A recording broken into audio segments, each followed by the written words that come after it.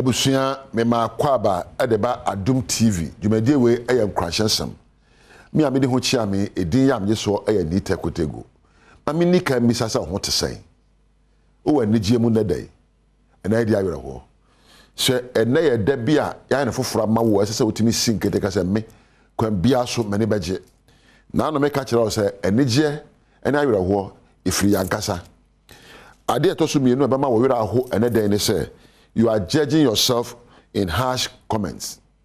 Ubu waten. Udikai, why is everybody making it? And I keep suffering. I don't know, be a na me de mebre. Na me de na baye. And I was at temu away. What be I say? And why do the wrong things always happen to me? I then na me de no man yan kwana to me. Ubu waten yo. I then na no ma enko yen kwana to me. I then na me de me bire ye. I then na me de ma brabo nko ye. Why can't I also be a star? Aden na me de mintimi nyese ni pessimesi. Aden na me de mintimi entumpon. Aden na me de mintimi ntoka akese. Aden na mintimi sidai. Sa temu we awubwe. Why can't I also lose weight? Obo why kakra. Aden me de me so nteda. Baja didie na me so nte. Na me yesei wo tete ho. Aden na me kuru oni subane. Aden na me re wondom ye. Aden no and aden no. And ede awreho ekayene menua no wa bisa say what is wrong with me me kwa there na me be wiase be yoye. The truth is that such accusations are not coming from somebody else. The woman says somewhere ubu ho atanye mfiro bi ho, it's from you, your own critical voice. One kasa wumu na etie na ubu atanye. I sometimes cannot come to think of how some of us are so cruel. Yemubu ha yetimo ayedin o yankasa ya ho. Yakaso people timo de one kasa na timo de and someone who bobo ho na temu a wubu ho no e timo de na temu ene na ma wo bira wo di awere ho na mpo utimu no anibu mu a wo na wo fidi no eno no na all criticize wo ena obu aten obu aten e ka wo hye aden na me de me nye yibie ya betre bisa aden de na meyo ameso me yie e de na meyo ameso me star ede na meya mawade be yi ede na meyo ameso me di mu mayo mama untimi sa asem na adan na me de me bere adan ti na wo mre untimi si nkonwa emisa ho se ede na meyo no na ubisa adan no betra fa ko hwe your self talk is true nya be bisa ho bia no kora because efrimu adan na me bere na mum da be ne se usakremu na wuyi adan no free ho na wo bisa ho se de na meyo kwambe so na mefa de na metimi aka kire me ho a be hye me nkuran adwene be na metimi afa timopo be na metimi afa ebe yi me afri mpempenso a me wo mu woni ya wan ye a obi sa ade no wan ye no wo ye bibi wo kan bibi wo pe mo afi babi e de na metimi atrate moa de na medwene a metimi akanya mababo afri mpempenso we e de na metimi ayo sinisa be ade na me de me bre ade na obi aye ade na obi atokai ade enu mra isa otoka sata untimi nto bisa on say de na meyo ameso menya tiase nam e de na meyo amemma be yie e de na meyo mapomudini be gina pi e de na meyo me e de na meyo kasa be na meka ene ye be na ese me na die adwene be na ese me dwene na empoma brabo eto yie wa anwene sa na bisa adan ya ubi se e ma werho. Instead of blaming your overweight why kakraka adan na me de ma kase Debi e de na meyo ameso bete aduane be na medie mpo metitema pomu kwa benso e de na ese meyo ho na ese me kono ho na okire meduane na medie na mpo meso ate kakra yese yi na se de me yekesi o e kese matare nkome e ma ne titiri e fete me e be da fete wo o pese fete wo a bisa ho ne ma be ya oso bete wetima aka se mpo se me su weto se na yakopon ye me so mbo ma me ho se me so tio me so antio say I know nyame bom me so mama me ho na watwa na mo ama ama sabe oswate se de edika nipa ese wo do no kane eya wo na ese hu mobo wo na ese utimi hye hu nkuran wo na ese utimi kan sempa fa ho na pai wo na ese utimi kan sempa fa wa wade ho sika sem wadwuma ho en kada ada na mikro di won pamie kwan ben so na me fa mikro be domie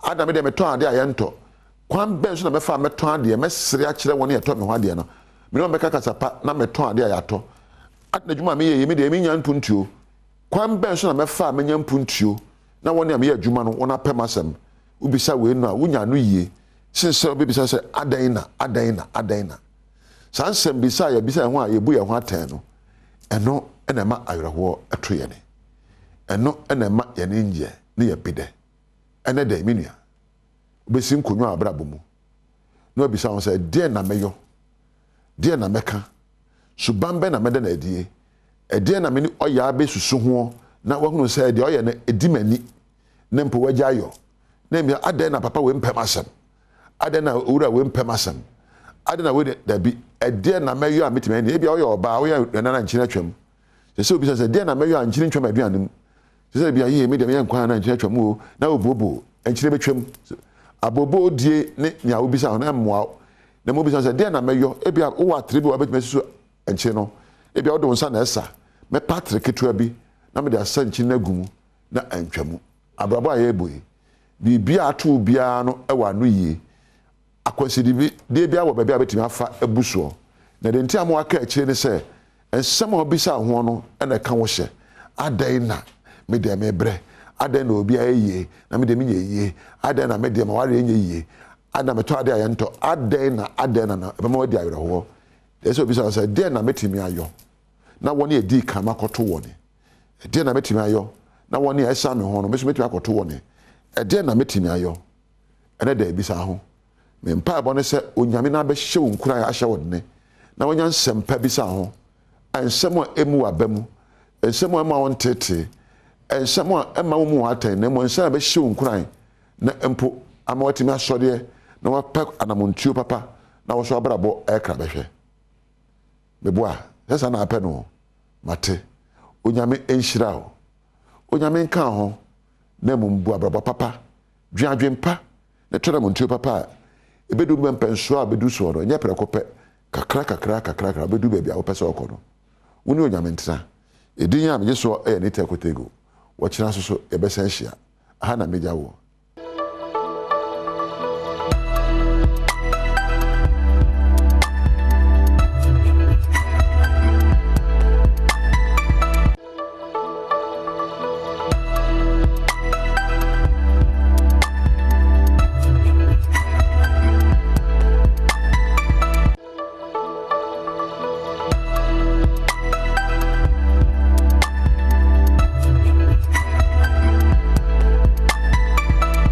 15th June 2022 abusia no nsia dikan we neda mu no abo enti bedwam kase enso emra so rani tekotego asase e wo bedwam dwumade ne so dada enti bedi no nsia kase ne so eto aso ede ama o medin de ma metra diamond memwache ne mom nsam no ne edi makoten bia obete ene sekejetia adwadifo bia wo mbofuo ena wo masoretia empanifo a wo mo hwe wo mo edwane so ebie wo so obete ene sekrobo mpotem honmo no wapuye mantemo kromafo no womo eye electricity meter ni bi di ama wona so asrafo ne aposifo a ebo ho dom ebo ho ban no enya asem keto a ebi kan we ho mekenkan e de asoma no pay se bedwam kase afei mehase Ejwadifo a wo moto ade e wo kejetia edwakese mu eno e wo kumase e na asore atia wo mpanifo de kyerese droben anase pipe bi a ensuo fam no mpanifo ama wani ankoho enti apai e na ensuo ebunkama fa edwane so edwaton de ene omawfo sika na sese aye wonka wo mode eho abufuo aka bibi aye ye kyere a kyere mpanifo Atalaba ku yadi me 3 million. Ma chia ni ma ba de hoka. Masa atozo waka o se tiro se 4 times. Ado ya bromo. Me tuba nya asai. O fo tuba me pamlet nya asai. Del ba mu chia ko en chia. Den ka mu so chia ba beche. Me ga bi na asai. Operations Manager at the Marketia Traders Association, Ura Ahmed Kwatin at the 2 Idjase, and a moment to be as and paying for a beshe, and ya new year at the Amomo how Uncle C. Aga. You beard me could be an benefit in Carvin Tray. So even compensation no kura mo fa me dwade ni na mo be kan sam there da ka tere no kura e bi nsi la bia be duri die ye dwade fo leadership no ye ni hwe ni dwade fo be ka biem ye o mo fi so be ya mo be to mo bia ye de ye ta o mo ti so mo nya ne fa ho tomla dwade fo yi epese ankomo ne empanfo hwedwa no so a ewo dwam ho ebedi enkomo afom ha ho nanso mro mo kodu ho no na omu eni ho enam so ama mo sesa omo niam asese no hunwura ekogu omo atena ye ho ya kwadamo ya kwa office one mo omo nyina adwane omo adwane ya ha no mo ya sesa niam asa nyina kwa kogu office one mo sesa ya kwa kam ye sampan ho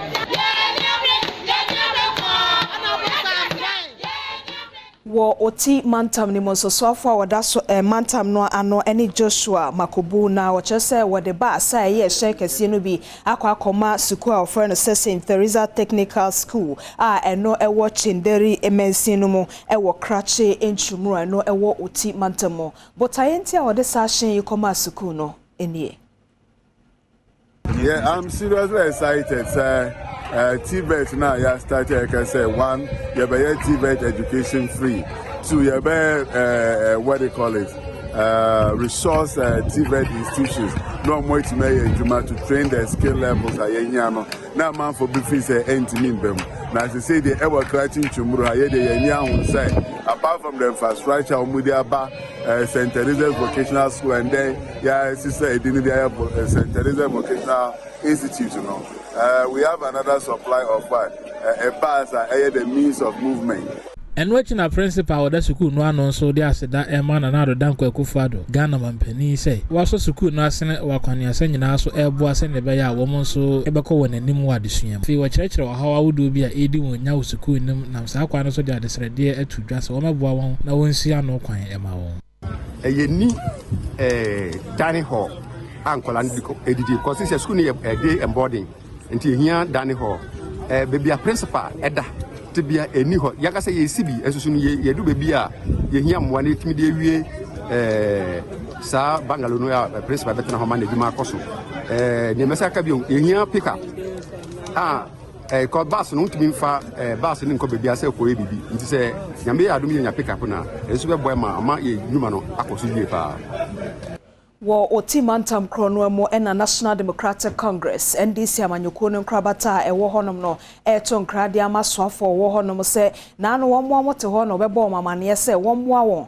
na wabaye soafo wontum mpre empontuo emra mantam nim na so wono krono a wo ye soafo no na no ya ne nsem bi okokekaye ewo jumfo ofujumade bia se ne okekafa ho no wo te na se a enyeyi person me ka regional minister say abaya to 2020 ono abaya regional minister and all kasa kuku na kukomu no amanfo ma agina police station amudi to ase won so kuku kakakaka o ma dwule o ma go form asa na ono anya to me enti ya ka obi a odi moja ho fa so a ono abo makubu enti ya sra ne say o ma on ma ya kuma nsori yen suro because yen nyina ya Ghana fo NDC MPP CPP yen nyina ya Ghana fo enti ba sra ne say saka sana odi ba atimidi tawato abano ye bonu kokoso ontwaso enwachi no manfo bi enso ekira wadwene wo timantem ne mu se anamo asoafo na atu no enyaade a eboa nkabom kura enti nkabeya omanani nkokwan a obefa so amantem no betumpon na afa no ntoma pa efra mom ensene se obeye na entitimu ne mpapa mu aba no eno de enyaade a beboa kura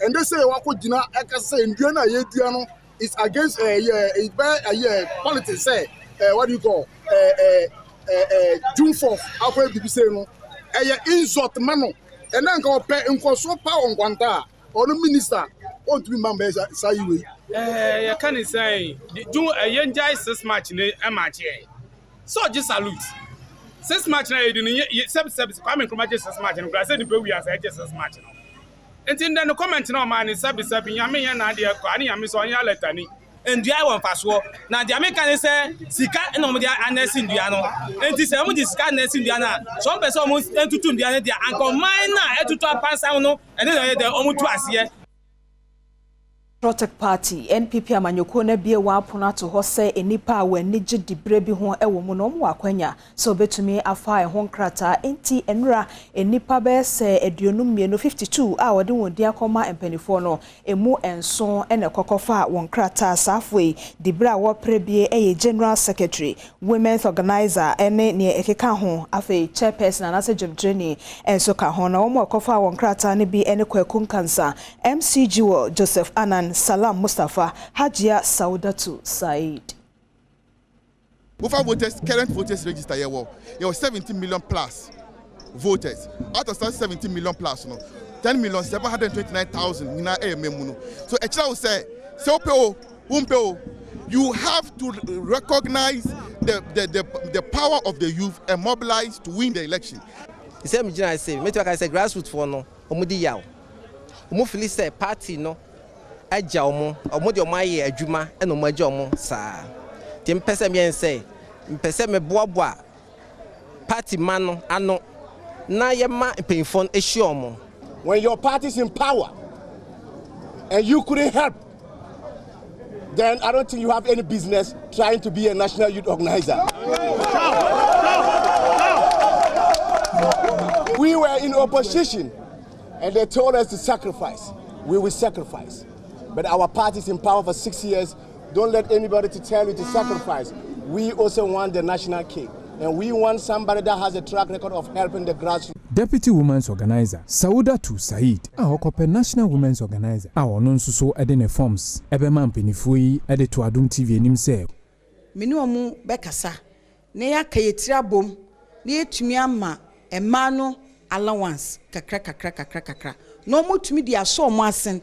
Since a constituency level no ejuma wo hwanka sankasa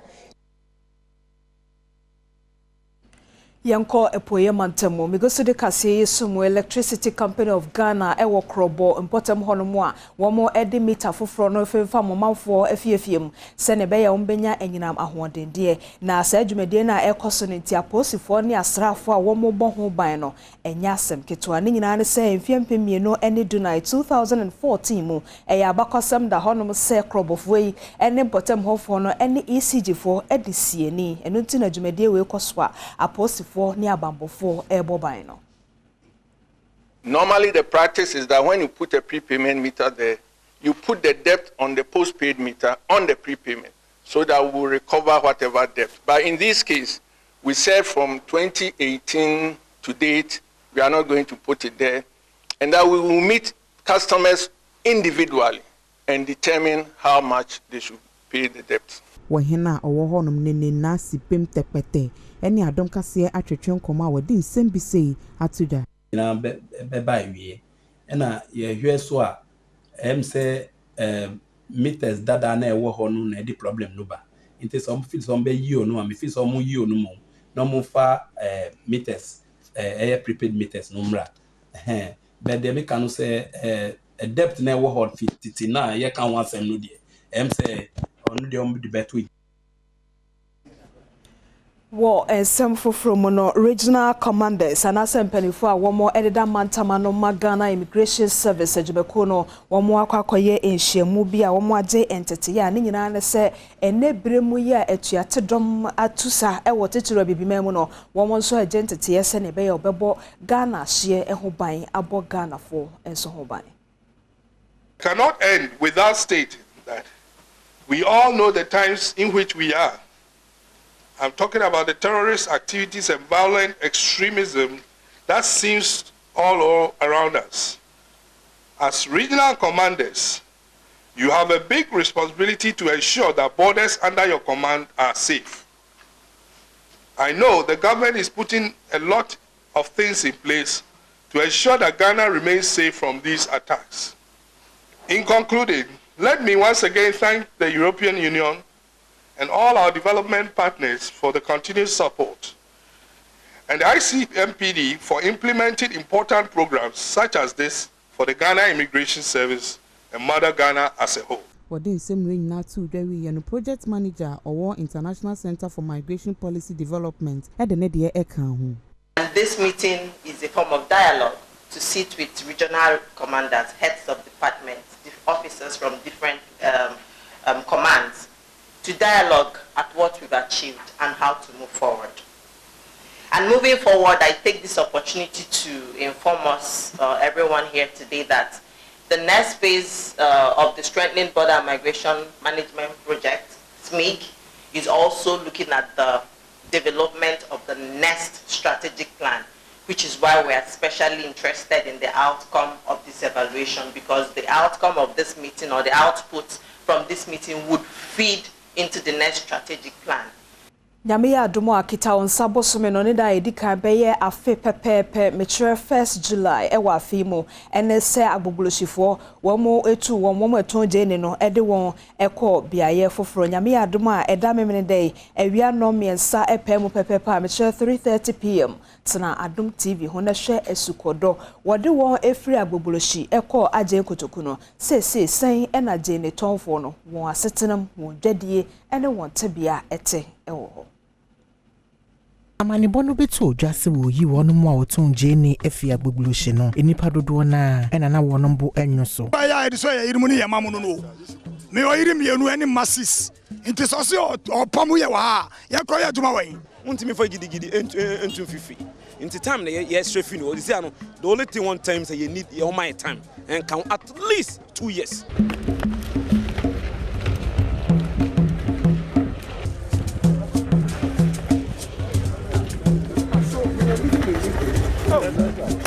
Yeah, but definitely, you want to show her. You have some baba, and I'm a person. Me assure, Obia said, as for this place, they are not, and they will not come back again. That is a fact. Kasiye etu anamoa, wo hwe se de omanfo a oyi wonom ekọ ajinkotoku ene dominase no. Ejwadie no ekọ ema wo mu. Badwam kasie no esi ne mum Badwam dwumadie no guso akoso office Badwam Trinity aye crowd se ye besomo enti oman hene kwabna sante ene afia mankwata makulo enso atena se ye de online esomo no na onwo de obonkrata no obobobo so e de ama oman hene ne afia mpacho mamache okay enti efie bia wurema be madikan edi anim na oba edi echi ntina okọ yi ase kwa na akochia ma ni ayi n'anim kan uni sa tumi no omo ha oba bia omo ha ti mema edi anim kan na afi aje oba o ya oba kokonini ana ya asantoa sa na wan fa bon wo so ana ye kwa yi kochia onu di ayi anim kan ti mesre mo a mo hwende mbotie mesre mo njibre na mo nsuesua sa nioma kakra na ema who say especially when you be a janimu da a janimu da and all kinds of the obu nyina pie a janimu da oba kukoni na ono de memma ye chie fie kura no oba mi agba amane no omu onu mum ko gba amane onzo ba amane ba wo so gba amane ye chie fie no ba cha onzo no agba amane oba tenase ebusa kwanso akofa nsuo bra memma bebo amane na wo kakra bi a wasere mpanyfo de aso asoso kasa munti ye chia ya bafie ye chia ese ye mama chi o ya no wona ai rara yakubo we kwa waza ase eru kwa so ye kutia bosiri eza asemtia Mami ma Dominic isi ya bua ni buja jemfi happy birthday. Dominic isi ya bua. Na dem dia share we go we back. Onye nchi anu so no. Kasa bebre. Se ona agba amane a. We di jina so wa di. Mami we wu. Me try no anu asimi so me we wu bia. But o ma he ye da se watenetene ye Ghana for. Sa na ye no na emumu no ba bi so ho a wokọ a ema bi kura ya ahemfo. Yes. Nti so ba bi bu amane na oba bi di animu a. Enche no. Na no dey ayi a kese ekoye wo denchire. Se na oba na atena so a be yes. nti no kre If you go crop baby so hene. if me am train so me nim se asi hene na free was him na take you Uni ma je nya e. me just na free o me nim se e we dey twenty ni pa na be wan he dan David tie so uni ma je ntwa so. Edi na me nim die me dey ahye ma me kakora okay you yanka di ni mo a cheso mama me chia na se bibia ba modaro ma mmobo afie ayi ba titi me passing bia eti o ma he da se watene to ye but to da bi nso etumi ba santi na yafa ne sa na enye se ma ya akukoni but ma ne bi so bi so quickly enkona ye ma me ye nua ba a ene occupy ma she bi ye djuma pade boa ye ma me Kate Adwam man so say adwa safo nkomo no ene krata bia beta abonte Auntie Kate Machen. Yeah, good morning. Majiri se bibia eboko. Adom na munso e. Oh, nyame adom boko. Yesa kakata e film na shibe dwoma ba. Na dedi kan ya se mbusa no se ede na amana ye den a ye ntimi nya ya member of parliament adwa safo.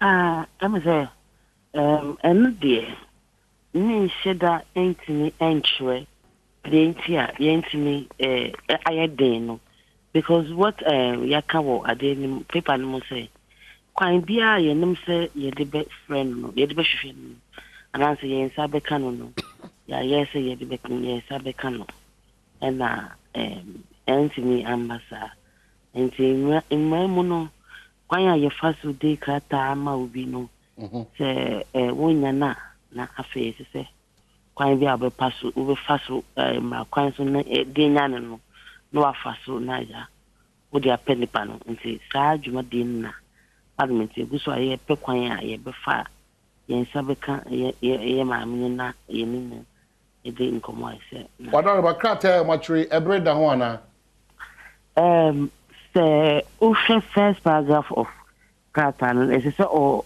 ba ya o ma reschedule for the 6th of July maminka say maminka bibi say this is not the first time ya schedule no me schedule no the last time and no kasa na ya schedule no for a Zoom meeting ya yenya no nti ye de mkrasuma krachina oboa munia other stationer omutubeni ni twetwe nkomo no ye de krata ne suma ne kan se obehwe na ma ye maame ona Robemba no ntaka unfortunately your friend na also onya maame mo ye na bede ma na nti na ko be won na ye expect say eno ano nka 12 o'clock no ewia nanka obe join yen even by Zoom na nkomo a wo nanka 8 minutes but eno nso ambaso na yepeni a da other privileges committee so the first deputy speaker was I MP for be quiet honorable Joe was I also my akwantre say committee no emphasize akwan we so akwan bia aso so nyanhu ya na attention and drawn to asemwa ekoso when the edikan a ebisi wo Ghana yemra shibejoma na so as I know when ebi edikaya we say especially in the form that is unfolding you know you see what okay so beji bracken kai eyekra no but ye ko e chese 6 July no wa ma asutwi bi ho ana wa ma na fe committee ni be sa tenase na mato adwen na kwan a ese se omunde ni fa no na omoye na recommendations na area koma plenary which is the whole house na omoye examination and then if there's a need to debate on it we'll do that and the determination will be made as to what action of course based on the speaker's directive so what action to take to decide. Okay, Director Public Affairs, Auntie Kate, that's an pay. So this actually. All right, so that's it. I just have from community. MC BJC here, and also the award will be on me. The go back to conversation. Yeah. Me that say ye call back the na adomonline.com back and ye call na the dahanum say an pay. Oko hono mo be ma wache Professor Ransford Jampo. Political science lecturer at University of Ghana, Legon, Ena Edahe, na the kind say politicians are raping Ghana financially. Eti na say amanyofo one more to Ghana for sikasem mona nemu masam potia ojina so de kasa asem no. Oko adomonline.com a obekọ akotiasia ne nyina opache say amanyofo ACC Ghana for ebano sikasem mu aje so mo no mu didodo. Ema ebi nibi sa enti sa na opportunity a wetwemu ano no na de esi ye ewo Islamic senior high school no ewo Abrepo Barakese Kwantempo no so na school for no chese omo per speed ramp enti ni de koba ye nyina awofo bibi pia ba na no ayi oba time ba ko se ne mami ensa enkola ni nyina so wo asthma na se tie gas na omo to ye no se ka ne mane mu bia wa koba na search no afa omo de temporary one enhoma bi no a aye mu odu a ode ne na onam kwan so omo de to ho se ne bia ontimi nkomrika ntente no wo mo de bi akwa akoto ho enti anope adomonline.com bo ho amane se temporary speed ramps installed in front of Islamic SHS and also de wa Ghana mampani adodanko akufo ado na akwa akopa bank fufuro ehon bank no ne din ene Development Bank Ghana eno eka ensama hodo bia anope adomonline.com ede enam no be enti oman ne afia me de eno asi ampacha omutas eda semen to so na Ghanaian time de bokrata no ne de eto so anope said de Adom online ede abamampani ene mpanifo atichu bi ya finance minister mihuno wo moda ni mo ha ede yapa bank foforo ho ntoma wo mota nyina ene se wo mo eba beso banks nketwa small scale banks no nketwa no obeso wo no masene no mo so abobo ye mbosia ne de aye adwumanti e ho asem eni Ghanaian time de bokrata no ede aba Agric minister wo page 15 de bokrata Ghanaian Times yi na sama walk nyina ne se aban ne bekosoa na wahye kuafo asenemu e organic fertilizer se be ya odi begu no bae no so na no boy no aso kama ne enso yenya bie edie Adom kase Badwam dwumedie enso edwoada no ye bomo amane aposifo mpanifo miensa ye ne yamo mo atena chen ne ye nhwehwemu afa Islamic Senior High School de koso e wo no Ghanaian time de bokrata no so ede aba anope eno ne ensam afoforo bia oba akire ha se de ne ote kokoso otumfo osetutu abebi onso de to kotoko animu se wo monyire wo mo ho wo mo nkonka Africa eno ne hia ehopa ne bebi wo mo se pebie mu se ho asem de bokrata Ghanaian Times ede aba anope.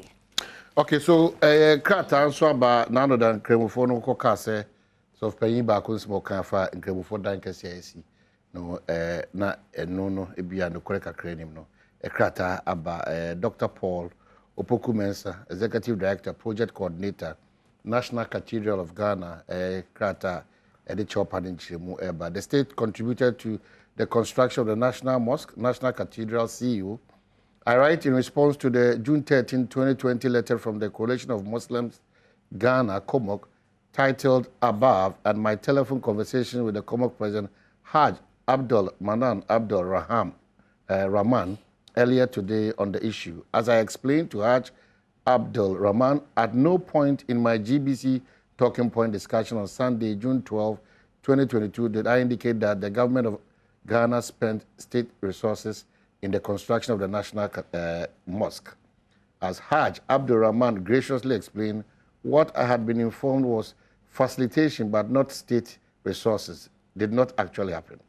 I retract and apologize for the use of state facilitation in my response and deeply regret the pain it might have caused the COMOC and the Muslim Ummah in Ghana. In making this retraction and apology, I want to highlight what I said in the interview and repeated in my telephone conversation with Haj Abdul Rahman. We should not equalize the discussion on the National Cathedral and the National Mosque as they are separate projects. We should be very careful as a nation not to disrupt the unique, peaceful relations that exist between Muslims and Christians. The Chief Imam, His Eminence Sheikh Dr. Osman Shaributu, through among others, his inspiring personal support for the National Cathedral project continues to show us the way. The National Mosque and the National Cathedral provide a historic opportunity for these two Abrahamic faiths, Islam and Christianity, whose adherents constitute almost 90% of Ghana's population, to have the national platform from which to work together to support in support of the nation's peace, cohesion, and transformation. I pray we use this incident as part of the process to discuss how to make this happen. Yours faithfully, it's signed, Dr. Paul Opoku-Mensah, Executive Director, Project Coordinator, National Cathedral. So it ends that matter on it. And some of the double cartel fear the kind of Ghanaian Times about they find that the GES must conduct full-scale investigations into Islamic SHS incident. And then I'll say DBG takes off with $750 million to transform SMEs, provide patient capital for Ghanaians. The publisher say Ghana card, not e-passport. Foreign Ministry and Asset Record Street. Daily Guide says three top Mercy Corps interdicted unite behind National Cathedral Project. Oforiata Akasa, the big one. Supreme Court daisies Boga MP again, and Akufo-Addo best DBG. The new crusading guide. Be bedrock for private sector development. Akufo-Addo charges as he launches $750 million development bank Ghana. Achimota Forest Land Saga, new owners pop up. The Chronicle say green minerals, Ghana thinking ahead of time. And 84 parcels of wheat in Corp's car boot. Attempt to escape arrest results in serious accident. The Daily Graphic say boost for SMEs as development bank takes off. And police admit poor handling of Islamic SHS demonstration. And what's another Daily Graphic, so the Abesoso. D. But I say my joy online and so the Obonkrata no efa kese no abana and so abana the ekoso watema motorway kwan so no eye ahwefo anim sem da dafisa dom kase abon ho amane na ba konso eda hanum say ya Dr. Edward Aka Nyameka Junior ono no ye president a oda Ghana Hotel Association fo ano e kan se hotels no afibia wo mo ekoye inspection ko hwehwe honum se hot send dey say da yie no eda yie na enti eno ka hotel for enyuma aya wo mo eye ho na ba koye o man he obo so yi a wakenkan amayate ase no so eda ha na chese ewiase de wofomu a ne nyina akowie chewpa a efi akomapam enti adwobreo ye jato ho fi se wanya akase wanka ne yie kura enti o my he ote wanka ne yie kura na ne battery o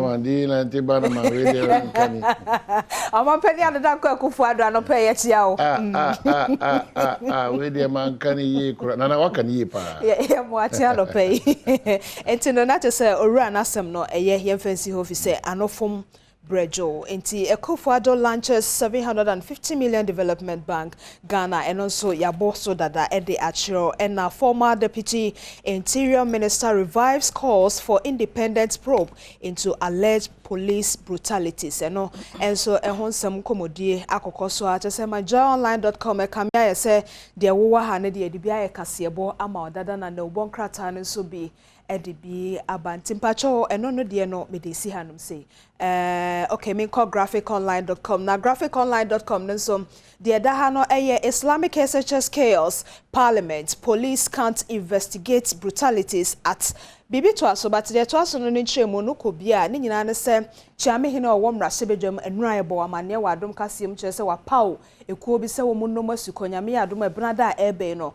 wonfa enhwehwemu no emedan mrasebedwa no eno ti ena wo hu owura bagben ene IGP dampare efoni da ha ajosafo ansa nko bio eno so ma hin kwabna sante edi hu nkomo achero anopenti enye long talk biasem ena temporary speed humps installed in front of Islamic and also makacho dada wom adomonline.com say enimani ya no wo mo de hihye agu hono mu ase ne be ya de na school for no hwehwe ai ma de asiesi ye no wo mo ede besoso ano enti policeman arrested for transporting dried leaves posini ne ya chini wo mo susu se sa haban no awo na na ekura no eye eduboni bi ti se wi enti sese no wo mo ache no question fails to reverse injunction sasemi wasem dada eti graphiconline.com ehonso ko hono mu a we nyina kansam a anope obo ho amane no bi efia ne o mind patch o bibi o hono mu a okay efia bi o o bibi ani ho ada onya kotokoni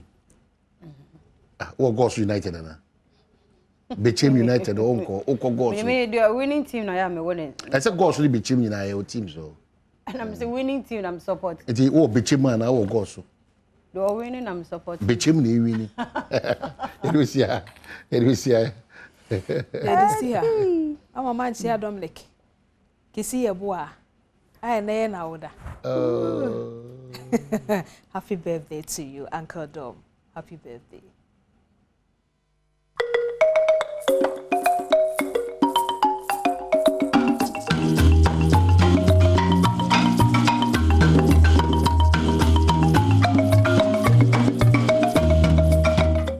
Akwaba kesi bi ndeba Adom TV so Adom TV so bedwundwumadi so dia wo kansi wo sempai sa kana no pensu ja medindi Enoch Kwesi Wolanyo Wallace agudi catch back pe the only nomenclature the professor's degree in sports the Al-Regina Wallace the nation's presenter and Messin Kunya Econo Quantum Code in Samaudo sa kana no penso e wo Ghana gudim ejao chene so ma me senwuma komienu omna bomis kadwetre men no penso den common 18 ba yedi campaign one expert. I've always told you that betting is better than sakawa bet the hintasima we chini say utwa ne before ana dini before utwa ne kuma bi adini kuma san manum abusua se yebusua bi die japade ejao se iska wo kwa na asase dan obetia koton fani na be guso na twa ne befu na dini befu ni intense be fie hye tiom kenya obi abone dan so one expert adama but as in just you someone say bet with money that you can afford to lose sika editua danka editua light bill editua hospital bill yem fan twa bet nya sadia wa dwene betia hye utiri betia san bom timsew utwa bet na de adwene kakra to ho uni mu fi no wotwen so a emfa ho enjim na mo pe bet dia one expert and edi ho adanse dia ma no Jeffas Health Limited e de Jeffas Mixture na aba Jeffas edoi emema nom emaso nom se eye infections how do bia na ofam a o set me kan Jeffas edoi bia prepare boa gonorrhea syphilis candidiasis fita white na so dipua eyi free ho na bo ma nema 822 ye de ma omodin ada se on sabitia kan Jeffas na no question no password dem say only Jeffas can save adanse amafodi enyasem ketwa crab omodin a okọ herbal shops na pharmaceutical shops in ema on sabitimi aka Jeffas na wetimi ato Sedimo gel and roll-on makacho that say ultimate air pain relieving gel and amidi one dance the amount so we chiri do budunku and as we see netete wa we set me can Sedimo gel and roll-on and also beti aboa e maniama etia to ye e the amount omodin ada say obetimi dia massage waist no ni and say back pain no na aboa ye firi honum oko tema enye na ho krasa so na shama mi market on so edo ni sumo se champana ma foto eto no enya asem keto obetia first Sedimo gel and roll-on for 0208986731 0208986731 na wonen penfo etia sedins also ebetia hwaboa e ma niam etia tutu ye ediama a journey of 1,000 kilometers begins from very first step yensha CFMF UEFA Nations League results Saudi etia pm enra na jude sum England for eye hwehan e ma Hungary ekro communion na so mutwa England for a couple poly e9 e ma omantimi ensima da braka e wasene ma isi course no Germany etimi echi Italy twom couple poly num omte kanamu mienu Netherlands 3 Wales 2 na fe Poland 0 Belgium 1 Armenia 1 Scotland 4 and after so Ukraine 1 Ireland 1 we any results awodwa and also etimi etoto fam etino na se ne pie mu e wa kensi kesi etimi sa to dwa World Cup air playoff etimi sa ba so no but ubamu a na se World Cup air groups no se die I set na yen check ese na niam esiekọ e de madwumadi awodwa no so etimi sa pie mu etino utwa mu hwese na mesi kwa group A no Qatar wo na host Ecuador Senegal and after Netherlands oba group B England and after so Iran ejrem United States of America US of A Wales ejrem group BC bo ha na Argentina Saudi Arabia Mexico and after Poland and after group D and also France Australia Denmark Tunisia oba group E na Spain Costa Rica Germany and Japan after oba group F na Belgium Canada Morocco Croatia na after group G Brazil Serbia, Switzerland, Cameroon, and after Group H, and also Portugal, Ghana, and after Uruguay, and Korea Republic. Women countries are one more Asian saying Yadoma, World Cup, no, with Yanko PhD na Yabuanti, Shansum say Ghana Group H. I heard him say Yadoma, you beat me IBB L Group H or Jebe, Senator Mabisia Kobati, about the senior national soccer team Black Stars of Ghana, and Mantene Kampa, Omkobo, Karen Cup, Japan. Na yene eto so third enra ane dey third and fourth place game ni tifensa boso nti Ghana wo hwese na hye ni sikoya na setimi to so third na third no Japan fo hihye mu no omo ma $50,000 US of $8 e de boyata so e fasana kansi ni esiekoye ehun. Yeah, first of all, I think we played well. Despite the result, we did well. The players Did a lot of what we talked about. They did well. They were brave playing out from the back, having good solutions, good positioning, and we didn't get under pressure too much. And then also we in the second in the second third we did well to overplay, but maybe just in the last third where we could have been a little bit more effective. I think Chile had a good goalkeeper. Sometimes we had bad luck with the post, but overall I was very satisfied the way we played. Also very aggressive defensively, sometimes a little bit too much. But I think we show passion, and this passion is what we want to see every game. This tournament was good for us, just to get some questions answered. You know, it's a lot of tough decisions to be made. I think overall we did well. Due to the circumstances, especially in the first match, we could see that we were tired. It was a long flight, and we had 2 matches before. So I think after Japan had the third goal, it broke us a little bit. But in general, I have to say I'm satisfied. It's I think we did well. You know, this makes it difficult for me to choose the players for the next window. This will be September. That will be the last window for the World Cup. But then the decision will be with me, and it's just details which we will decide which player will come or not. But this tournament was very good for us and all, and for us for me and the coaching staff to have some answers, and we could give players a chance to play.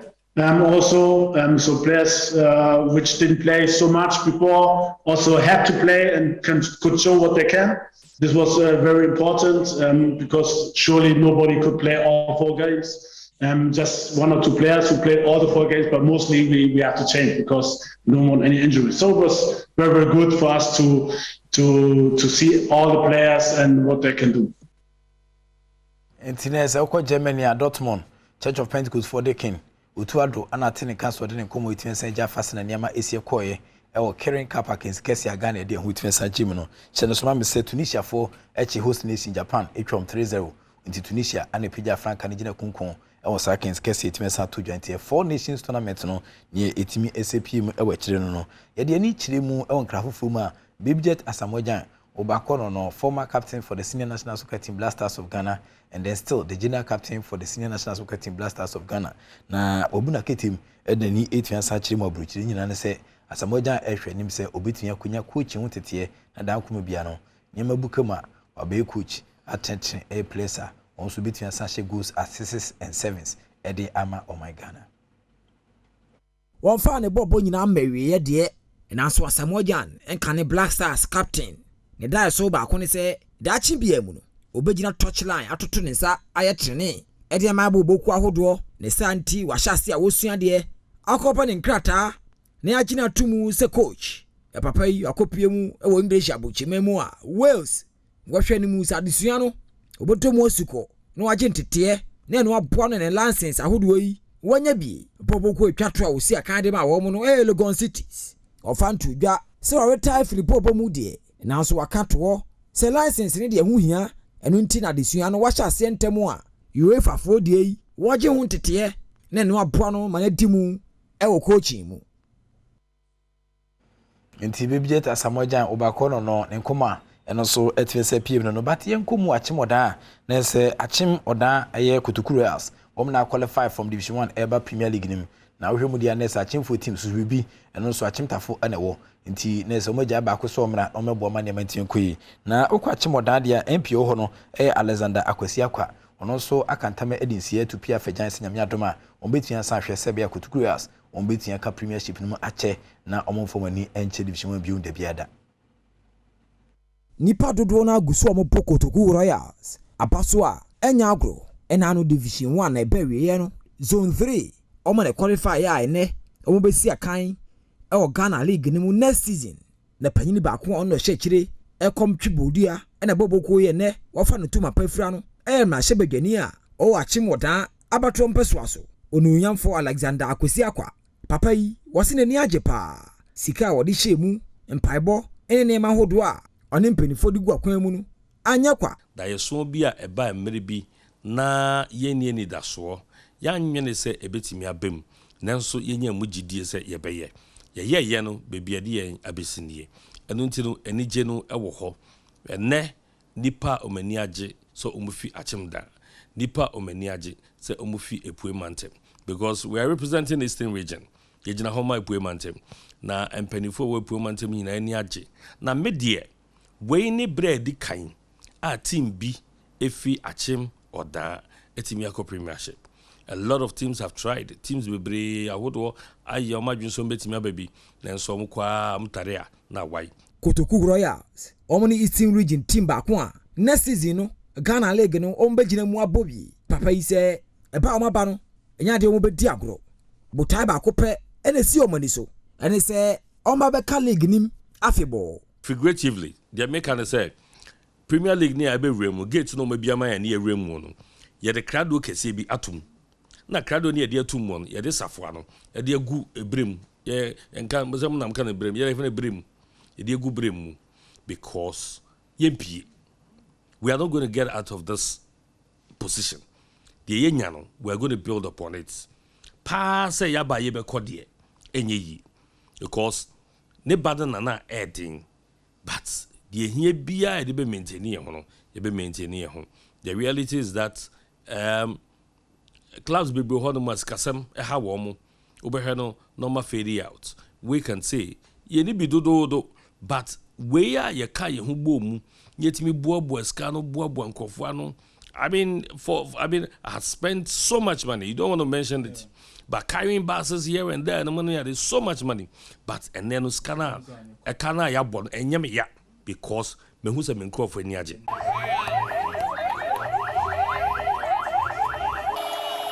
Nti MPO a Chimoda a didine Honorable Alexander Kwesiakwa and Altene Council de Boshe a title e de ama e odan kutokuru a sell metia qualify ba premiership media omo ebidi nchine ho ache e beach soccer na afi ana Ghana Football Association for paying for any beach soccer for ko na kra na ne akopiem kwan se de beach soccer no Ghana Football Association twenty fence GFA womo ana show mase essence na no normalization e be far over e be take over Ghana football no we ni hihia mutime de tentam so afi womo de beach soccer kings kese ni tentam so a na je say Cheetah Beach Soccer Football Academy womo e waka so aton na Wura Abdullahi Yati ana beach soccer team na ene de na oma team o member team on kola team on payinfo team o mere wane kokora nyina team ha ene wasade beach soccer team asaka ho na omso enkomo apie mu e de afa Cheetah Beach Soccer Football Club e waka so ano womo anafi womo ye champions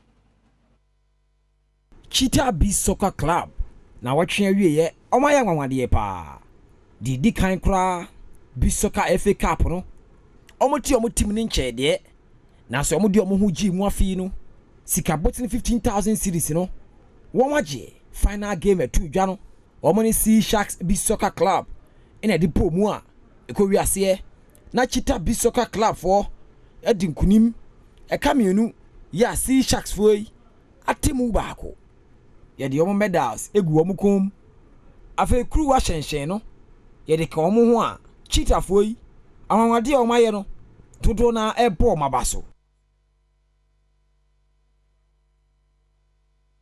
Nese Cheetah Beach Soccer Football Club omo na fi Ghana Football Association Beach Soccer FA Cup tournament no omo peja edigina kunkun hwemu a nese Abdullahi Yati ono ohwe sinema city a ohwe na chiri kwan nese Ghana Bodybuilding Association na sai president Odman Kofu peja ka mu na de mu edu ni na papa yi na hwem so in terms of sports administrating there papa yi adan hodi e kwan so konso a empemfo eton sa the friend say on beka Blasters management committee no mo management nko ya it wouldn't be out of place into we ene nkomo kakra no so etin se pim e de afa bi so kan o say no so man be say me pantwiti wa ha no na nwuma komiensa 1xbet have always told you that betting is better than soccer. Wa bet there utwa ne befu a ana odin befu twa ne kuma bi a odin kuma sa no manum bomodin ada sa odin hu betiansa gym 1xbet all senior right nko dia utwa ubedi afezu kwa no Jeffers Health Limited the Jeffers Mester naba Mester on setimi bia infection no say CT bia no ebitu asia prepare ma pomodon sem so etimi akoye dia ma na fe Sedimo gel and roll on makacha leader said the ultimate pain relieving gel and also ebadwama so o the massage usisi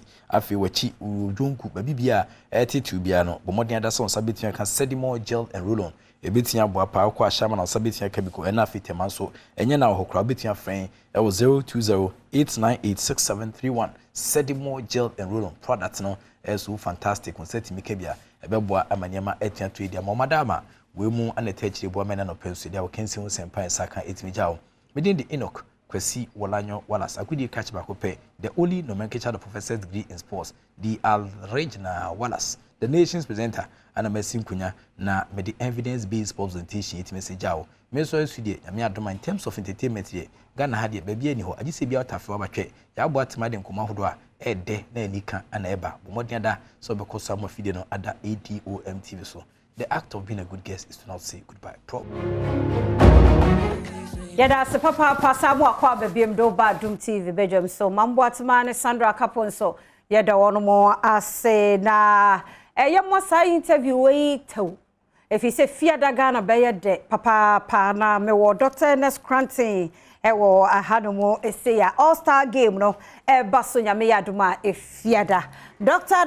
Ernest Cranton mo akwa ba na minimu na Dr. nka ho entina yankopon yada na say God have mercy we fast Friday day na esi Friday nyame yaduma we're playing we're playing as though I'm playing Ghana national team Black Star okay players no be Andrea you one in the captain one who lead the Ghana team no ye didn't come or one may say Ghana for supported Black Star team no over the years and you know appropriate say opportunity be or horses here we get together and do a game to say thank you to Ghana. Now, maybe a week or two ago, Michael Nobeye interview be about cultural trade ball 2022. And we can event a project, we football a all-star game we eka and a best starting Adoma Thursday seminar and then Friday the all-star game and Saturday near ya climax BBR with dinner and awards night. And we can cultural trade ball project no but all-star game no take place Friday we and as you kind Ghana Black Star and one ball against a select side na no a friend's introductory remark with a response to message okay you know na say Ghana Black Stars one former Black Stars nation okay now a cultural trade ball you know friend is saying franchise no Arthur Legacy ene oni Arthur Legacy football agency Oliver Arthur ene running or my partner and my big brother for many years entino now usually the dinner near awards night before we did it in the past they say this year because by 2 years now into me because of COVID now they into the bad the near makakra ka ho enti football no adia main ebema a friend is saying players no any fans no interface engage because party kese power across sports stadium in two bisa so many wine ebebo Arthur Legacy sports no agency no omo players be brave nti Ghana sensations they say Afinajan Richmond Boachi Adom Free Aqua Isaac Kofi Kujua Samoa players no be brave omo ewo Arthur Legacy management as you get it nti omo no ebe team because team players no one nkwanom can form a national team yes. Nti sa team we no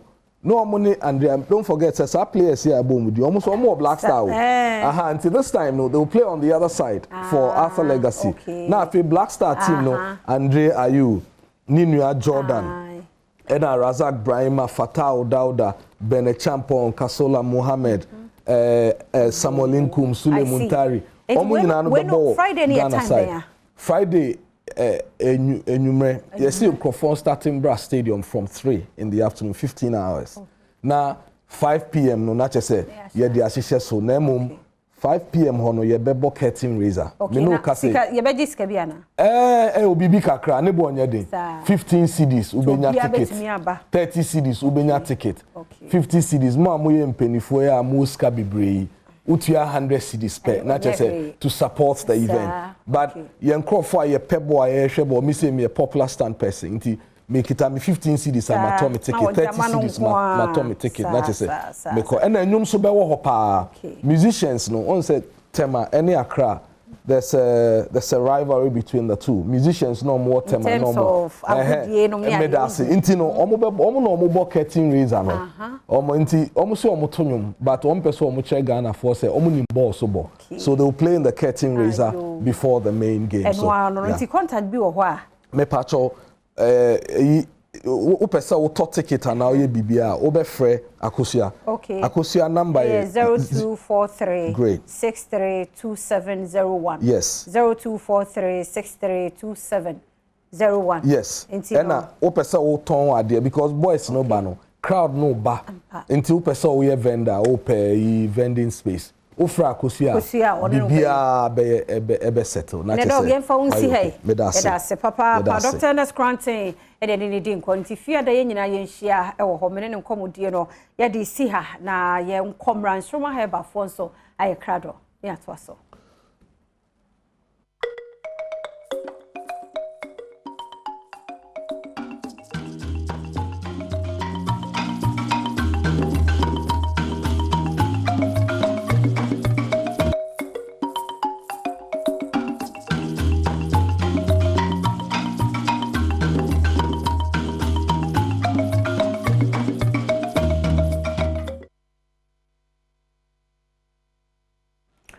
Yada CBM Samu Akwaba ya Adom TV Badwam Jumedi na Osheno. Sabrins from my Heba Clinic for so at one more jadada ewa ha dance ene koso. Nti onso bra na beka dance die for no eho Dr. Mankwapam enso agineja. Dog ye mo Akwaba. No ima fe. Bibia bokodi. Yada se papa pa se ne so asa ba bi mbe boye. De bia meka. De bia de chi bia enyu nipa from one hwade. Oh no kre. Nti yenye obi fufu edie ka Nsoma Heba Clinic ho asem eche Nsoma Heba Clinic eye adwumako be ya yo Nsoma Heba Clinic asoye fufuro bi a enyina ye papa Apostle Dr. Engineer Kojosafo ede aba o mine ho dadwene dano so nti wode ayaresa kwan fufuro kra ede aba na ma fi amanka se hwe papa na tifia dress wo dua nua agya o mine no asase be 100 acres ye dua nua papa dua enyi ntam kwa ye 40 years papa odi odua nua wo fi se de adwene wo papa to odi dua nua agya o mine no so ana hwe na ode ayaresa abasa we de dro by de bedware anya dro na abenom eye ho anya den a obi ba ye man dro man no bia na system na say eti wo de dro a odi dware e friend detox eye twi yare free ni padua ebegu fom yade a tete wo no a wo de akina yanko no na yade no na atwen na de aba abegu fom ene nya papa ba ye bodo ma wiase nyina te se wo yade na aka wo so no afi na ne bredu so wutie so hwe adom ko ande a afi na wo yade ne bredu se fabra Nsoma Heba Clinic ne ye matwe yade no na yemfa emfri ye matwe yade na yemfa emfri oso etimi nua ba woto no yade bi aka so sisi na ya so to atodwetwon so ka se mo hwe so ntimi nante so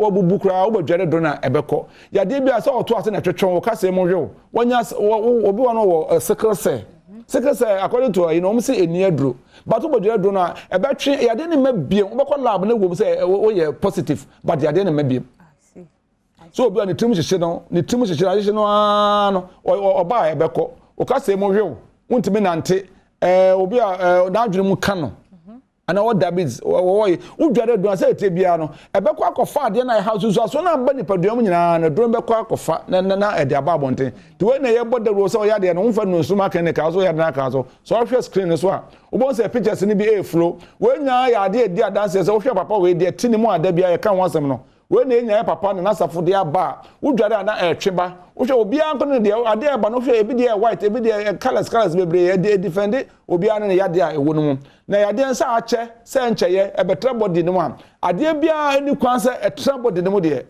o say aduro no e de ba abonten eti wo ya de na aka so na ye wadombre wo abrochire wo country bia wo so bia wo ne e kasa ye betime de aduro no e bi abro so first screen so a na wo mu yi no e bako so yi ahwe obi a ne de ba bia obi de yellow obi de white obi de green obi de blue obi de black ni nyina ya de ye twe we di free ni padua no mu eti bransoma ha ba ne ensoma ha ba kan na be detoxify ho on say kan na ye ma mu aduro bi a ye de sa e dey sanya detox but we dey ekoni pede ko bon melo no mu say obubu ya dey be cancer e wo echim no kra edro no wuram na akofa ya dey na dey pie na wo ba na say wo say we free ho wo nyi nimpo say we no free ho so wo hwe wi abaka say say wo ko ntrima asempa say wo nkuye nyina tibi nua ba ma oto wo ya dey no fa brand so maka na nyina papa na nasafo apostle Joseph na de we ya ba say madu wi ase nyina e say enche kwa aprofi bi free India ba wo ba wo say India for be say the way there and to say so who dware a who say na we na free ho ba enti we na aba dum wi ase nyina enti bra na be detoxify ho say wo nyare mpo a we na da bia meta aka say nya obi o yare nko a say wonya sika wo so tra wi ase che na wo sika no to be dicha bra apostle sa brother be dware na wo dware a ho beto say da bia me ko ameto manya 60 years so wo ba wo hu me father no so na me father no so de nche no mutiri mo pa eno be da atom yes na ka wo ba so sanete wo dware na wo nyina so te ant age na wo nyina na so te wo benya nya wo mfi a ahodi wo mu na wo dware so stroke wo nya bi da ya twiwi a wo nya stroke da ko bi so be so ya de bebre asie ni pa nyina wo bo ko no madura no madura na ko tran mo adura bi no e be ya adwuma bi one waduma dro sa ante dro na wonom no ekoni manya adwuma dro na dozen susu aso na osa wotwe even phone ikra ye kasa radiation na wo mu no ebe benya susu aso ewo ni padua so eti bra na ba twe ade no feel so na wadwene munya clear wo wa akra ko school no wabon ye twe a ohun ade akra nyina obi akra ontimi nkasa ye ni kasa no wa akra ni kasa ni nseso so nwa ye twe abose ni wato no so bia ko nipadua na free ko o triso ko si wonase de ba bia sa do ne de gu ho nyina na ma no mo ba mesremo mutimiri hia muti ya mo kero na ekwan ene da etre ni mu ehọ na ade ha be free aba nti ebe hwegu ebe gu na nya wonsa manu nku na mo de fa mutri no eti ma entina ma ya na do ya o ma dwuna star kakra ro sabi o because egu ni nante ko mutri mu sa de enfa nka eni bia nka enfa nka honam ti moment awde enna ko mtrim na no ntrom du manu poso ansem bebre oboa eti ye dwade ye batwe ni nyina ba obo se nku ne ba cream no wa bo se fa e ba nto bo se oil tennis cholesterol ahye wo ma eku edu nya wo nya pressure ye batwe cholesterol ni nyina ma wato nti we no obi akọ nshira wo nshira ye nyina ye papa na nasa for say me na ko se betumi a nyankopɔ to obi an kwa so one day na ka fa ma papa adu wo mu so na ko ma ni nyina ye nya no so mfa so se di papa ko ne gira ma man abrofi o mo develop nyina ni papa ko pe na de adom abedom na o nyina aboni chidom na ya de Africans and this so nti ebrebe na nsoma heba clinic bie wo mata nsoma heba clinic no ya ahoro mienu ba ko Kumase ba ko wo Accra na Kumase de no me ye won carry afere udu abusa Dr. Mankwada so obusa nsoma heba clinic mo beti enka numbers nso wo screen so ye ba san so abobo na so oba kaso anso a kaso e ka no mighty kaso a ye Eastern Region Central na Greater Accra ye shevimfro oba nso a obenya oyaresa oba nipa o bebre ye si ba afunu bebre ma no mo problem white ne surface na de no boko a mo hu oba no a oba nurse ni na o ye mo de na mamo no na ka wo ha no che na de credit onya no free so and there so obo ko na ne ho wo ni feeling oba no dware we na feeling number ebeti akọ be ma so de wo wi a uboja pa na da ye mfa nya adwuma eye me de srem ya na ye kwa akoso Christmas afọ ye kwa asori Saturday enti me da de ye nya adwuma Sunday so ye start 8 o'clock ni apon adwumre 5 o'clock ye numbers na ye bebobo na obia active number dika no 0546 before ye bebo numbers no ma ye nwura mu ye biem nti adware ene adware wo ho nro ne nton ba bia da bi ye nro ye nton na ho ne clinic sane obi run ne clinic no oba first obedi card sane oba ho na ye nya records nti wo card no call na ko doctor ne wi a doctor no ka se wo nyina cha doctor no say okay ko adro ne nku aboa say wo aboa to mu say sonsono na bacteria bi to mu aduro nkono but aduro no yi aboa no sunsu aso ni nyina pie say sunsu aso na ma no bo na afa ya sa mo aduro a ebekum yareboa no eto won ye yusu nro esa yusu baafo to kwa na kwa doctor say wo de baafo no nko a the baafo no so depend obi an ne de o ma dware do pa ya sickle cell epilepsy sickle cell epilepsy no ma sabe o ma dware mu ka won do dware do ansa na ewie o ma dware be 30 ansa na detox for body ni na ewie a day de o sky beto wie nda no ama de ne beto atwene nyina na ne atwe a wo be da na wo na bi da o bi da be se anopa 8 ade ba chimi ato fansa na wasore wo se bobo de na lusu wo yi bibi e de afinu na afini nyina akọ busa se papa no de no tumi here research hama ni nua e timi ko ye we se nyame wa Canada very good that's a bible kai ba so sanity e te be do bia sanity to ba e no for processing mu nyina obu oso na ekura tunan obu oso na sabe mema no a omo you know sure na na kese no so oba na etwe ya emu odura ebe kokra ema bi obu anani huna de odwa wi abose na ni huna de obi anaso asi odwara na so mo bie de twe ade no ade na ye hawo no na do na koyi de nyina na de abasanity e say yenya number no na ahwefo mfre enti Nshoma Herbal Clinic number no wo screen na se de nanso 0546735522 0546735522 and 0244928026 0244928026 and 0249321803 0249321803 and 0551752224 0551752224 Nshoma Herbal Clinic womo contact no men kon jinaka bia ho se Nshoma Herbal Clinic nduro ne yeto amabo omuni ba bia bi ti dog yemfo si ha no peye na ya mo ne ya de so a eno nkire se oba wonya yaresa dabi eduro no ya de a odi free o ma me yem ba ye de achacha emum kwata ba fine and the enemy ho hwe me da se papa Dr. Manko apam na yete no ka free Nshoma Herbal Clinic oko na for France aba twem sisi a meba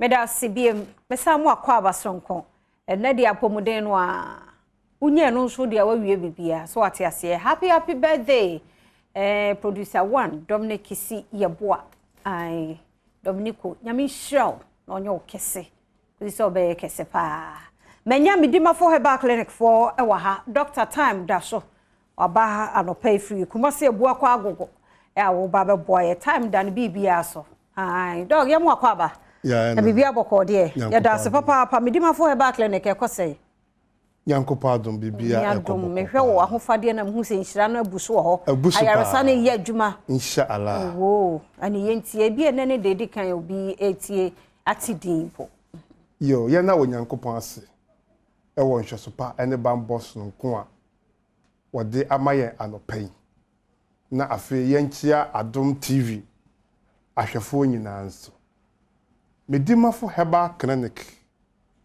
eye Dr. Tam daso Dr. Ipe ena Onyankopon de tumi ahye ne nsa otumi de ebre eto yale fo yale so na onfa ebre ento yale so eni enkugu eno ye de edi kan Dr. se niema nyina da di pefe se afi na twrensem a ese muni dua na ba enfo na haban ensa yale abem ama omen eye twrensem a da hotete but afi na abem dienti a Dr. Kasa afi na abem ni se Anifrafo snapanie abubuafo nante wona tese wanya stroke diabetes pressure ni nyina akoye entetia case wo Medima for Herbal Clinic dia na ke se Onyankopon obo ade de yale nyina so tumi ahye Dr. Tam da so ensa atinye bia eni ho wo Medima for Herbal Clinic wo hwe kwan a doctor afaso asiesie na yale sabia the other TV so nyina ye doctor ayaresa bia wasiesie wo Kumase ebu akwa agogo a eche se ampa ne ampa se ayaresa aba be piem wo ho ampa enti maame aya wo hemi wo ba medi mafo ya ba clinic ya nyese wo duru ho na doctor ehwe wo hwa ye wo bibi wo pa ye betwa scan ye be ye lab ye wo bibi ya wo medi mafo ya ba clinic doctor ta aka na asem bi se enfidie ensa yale enfidie ye yale kire ne ye de edupa nyankopon hyira so te se de wo medi mafo ya ba clinic yi asa oyarefo yale enti oyarefo bia doctor say kai say wo di mafo eye medi mafo heba clinic ya atinye bia ni ho wo medi mafo heba clinic e because obi tema no pe wo heme doctor mesisi mechiri kase me kotodwe me kwada me ntumi na me vidie mo hyehye se wo na ase ata time ni nyina ye ntatia case e wo medi mafo heba clinic enti be pm the doctor ka che na hefo nyina ne se aboa pesase didi kwan enwa enti ba bia wo a wo hwe bia no ka wakoma to yem na be pm wo Kumase abu akwa agogo e ho ne bia yemfa poma ma ho ensa mfa nkofie biem wo hwe na wutimu de ba no ena wo de ba Nyankopon ya adomo a ekena wo nsa mfa hwe ne nyede ensa so ma ho biem be pm wo Kumase doctor se gise de wo wuo anasa ne nsa gunu bo pe ena onhia no wo medi mafo heba clinic se mochirema fo ntam won koi se yemfa nko se fridge na wotias na wotimi kasa doctor se wayale sa ena ehia no ejena doctor se wodi braba so hwe be nansa nenan na hwe tumi kesia onyankopon de ache doctor tam da so ensa obetumi ba medi mafo heba clinic gege di pani ebe pie na oba no na wode de anyum to na nam kwa so eba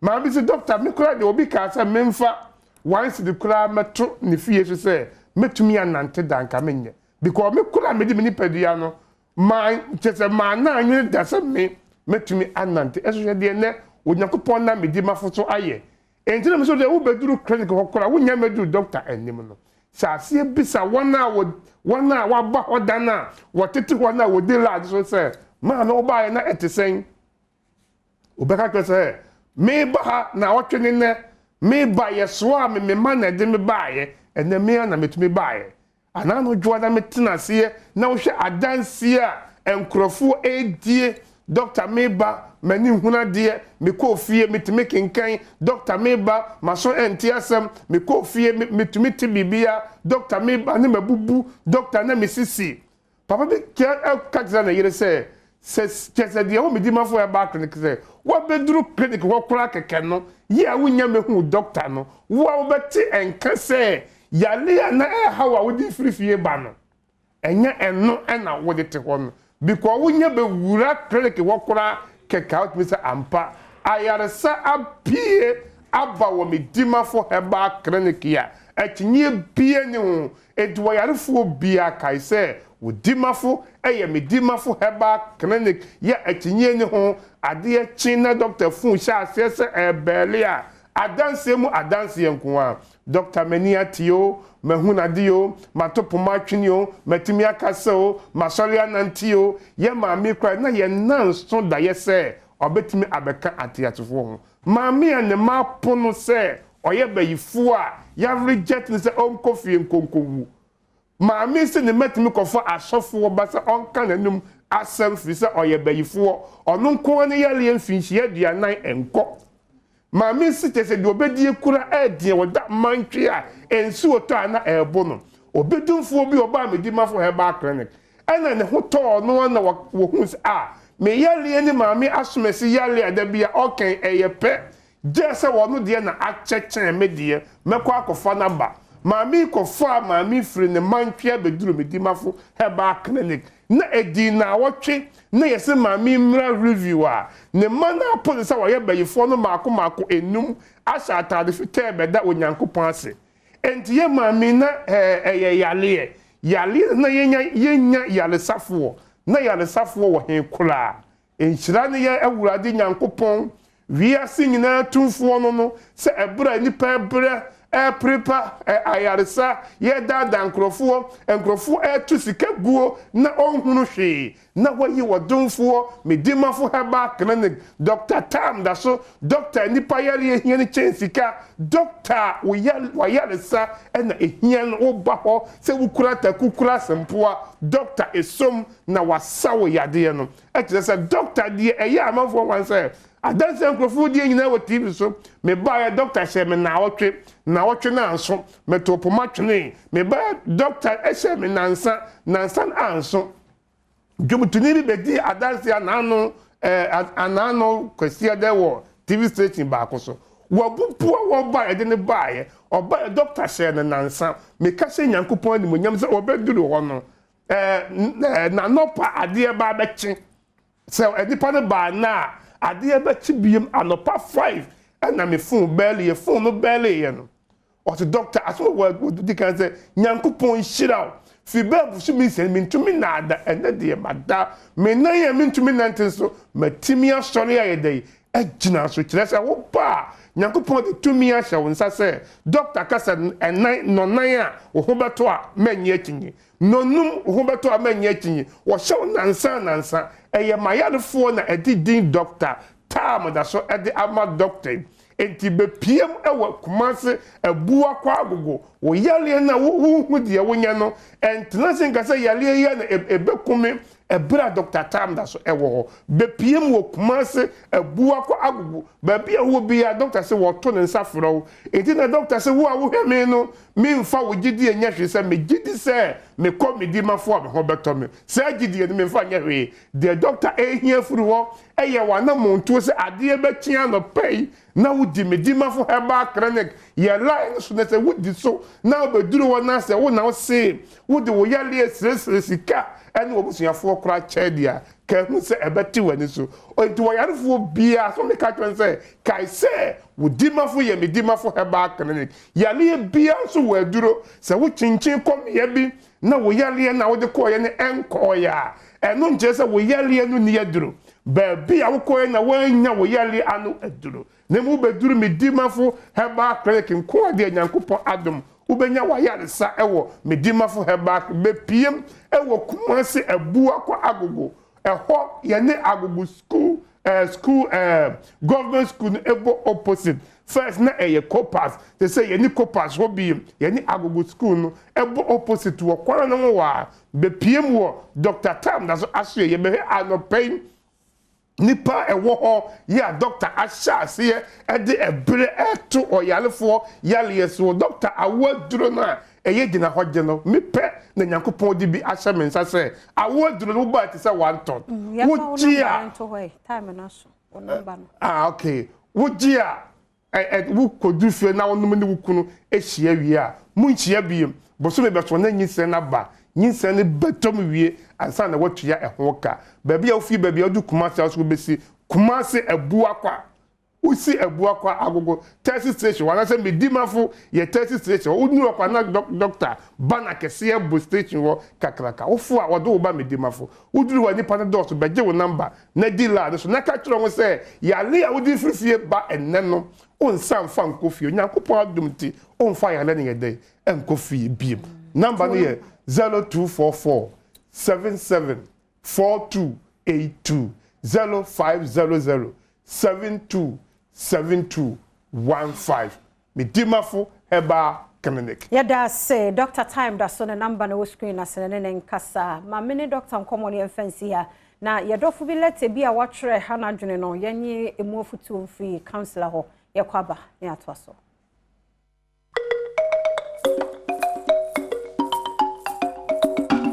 Meda se papa pa na woba Kofi Ampedu ne presla the pressure gube so papa panti ebeye ye betumi ne nkomo no ye nwie nze ye baba chiam ne asa asore akọ ochino nyankopon ye adom a counselor Reverend DY Donko beba na afọ ya hyeso atwasa ensemi eso na asem no eyetia but before then no happy birthday nko Emma Osofo Reverend Charles Asuman wo Cape Coast ene wonya 60 years enyame nsamfa 16 ka ho bra ho den ene sika wo mu na ho famra musa anti happy birthday enko Emma na yenua ba no na asam no eyetia ne maame ene ne papa issue on sa Father's Day no eba enti Father's Day ebe multimedia Adom titu Adom brand no ya ye ne se ejamo ye hwemo apomudin ye motimi agina so enti dwaso nsam ne work and happiness Adom FM ka endpoint ho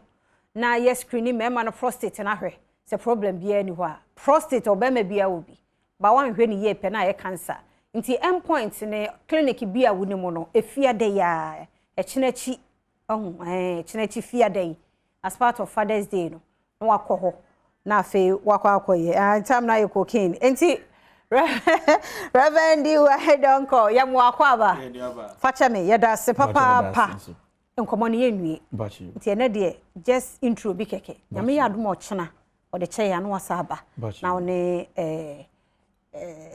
anoche wa ba to aso ti asem ni nie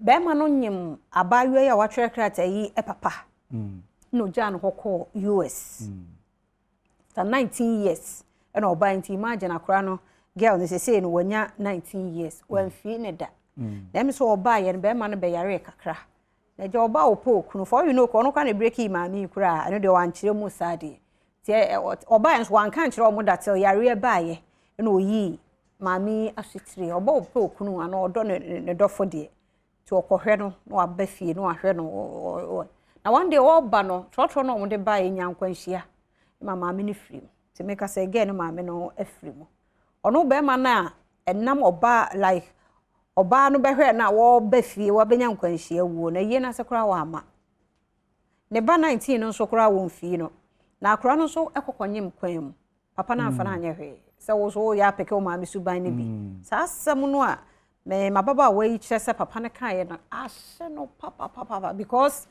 enye wan ke bi anka ne mama te ase wo yare wo anhwe o mu dawo wo yare no wo ba behwe wo a akwantimfi wo be wuwe wo wukọ dan ba bi dwen ho ono so akonyem wo a wo nhwe no wanya asem bi anka am make point of reference say o ma me suban ne bi teacher say girl say wo guni ma me ani mu ase eye ne ya pa anti Father's Day on forget it on fa ne nyehwe na ohia mo ho afutu fi say ne pastor so on pastor mo adwuma yi mo condemn mo pamo ne sa nyehwe o de nyehwe but ade ne ye girl ne ya na nyame adom girl ne boy ya wanye mu ni ohwe no omo ye okay that is good omo ye okay papa na sa yare biem ene wo hia no shia nti asem ni ne tofa bomu ene a big issue shia so ebo ayo yeah bichia ahwefo na etifo no kure da won say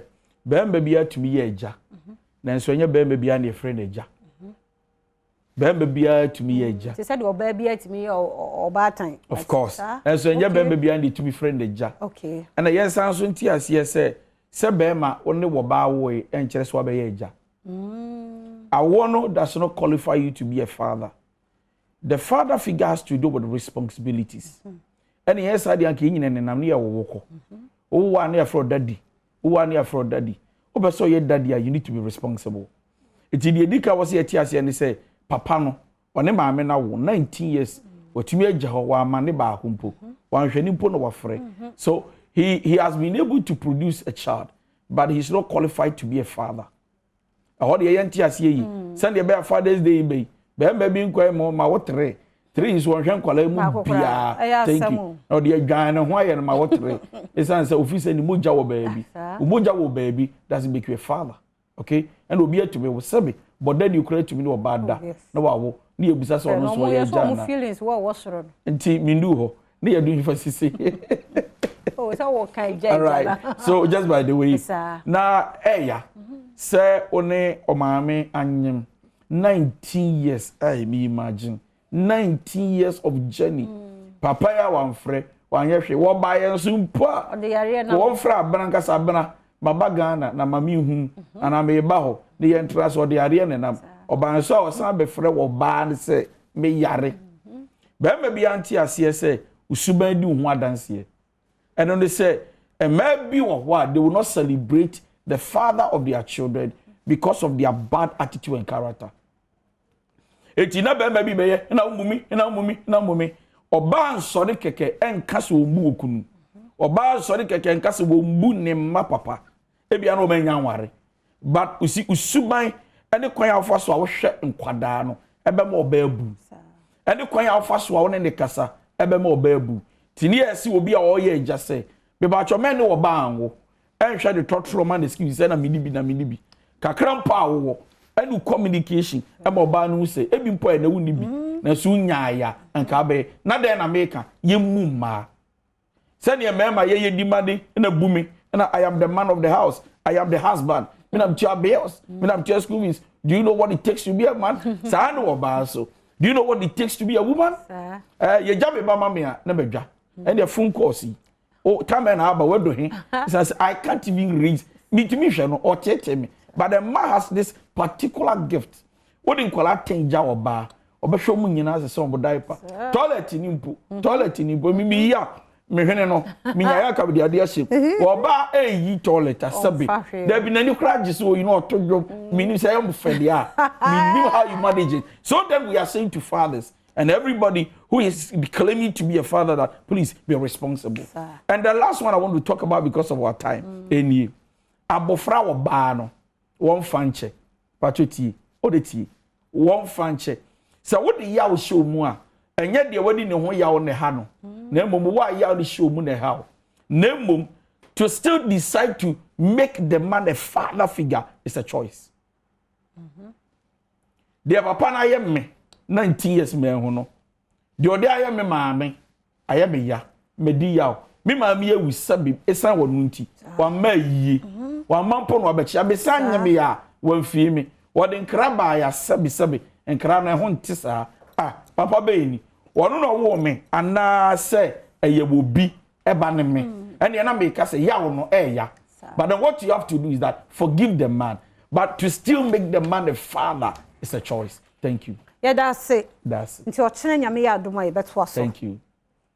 Reverend DY Donko ena yete no enka no enti yemfa yenkomo twetwe no ensi ha na adepache ya wo chena sa nkomo wo bekom ne tentimo na yenda ya sponsors na se nyowo no anka ebi a yenya ho ama metena ha St Andrew Senior High School Mr. Ope School pado ba komo a yenko St Andrew Senior High School ye wo dey ne boarding wo ho mfa ho ne ba bia wo ba ho no mo a yebetete nkura no yie e de amawo Kelkate toothpaste yankura edura di twetwe won sen me se ye time no ne ya nhwe ntwetwe yesi anopa ne anwumre nkura de yemfo mo nhyase twetwe obase anopa ene anwumre nkura wo kakapa but ye nhunu o complain a nhunu aye o se bia ne ho na apim bibie bia na ye kaka nkura nketo ye tutu wo mo sen bi mo sen ye tu no forever akura ye de artificial ahye ho ye problem twetwe ne sen anopa ne anwumre na wo twetwe nso a wo de Kelkate toothpaste ene etwitwa makra no kidi minister of onso abatan bebre fra fia mba no woni di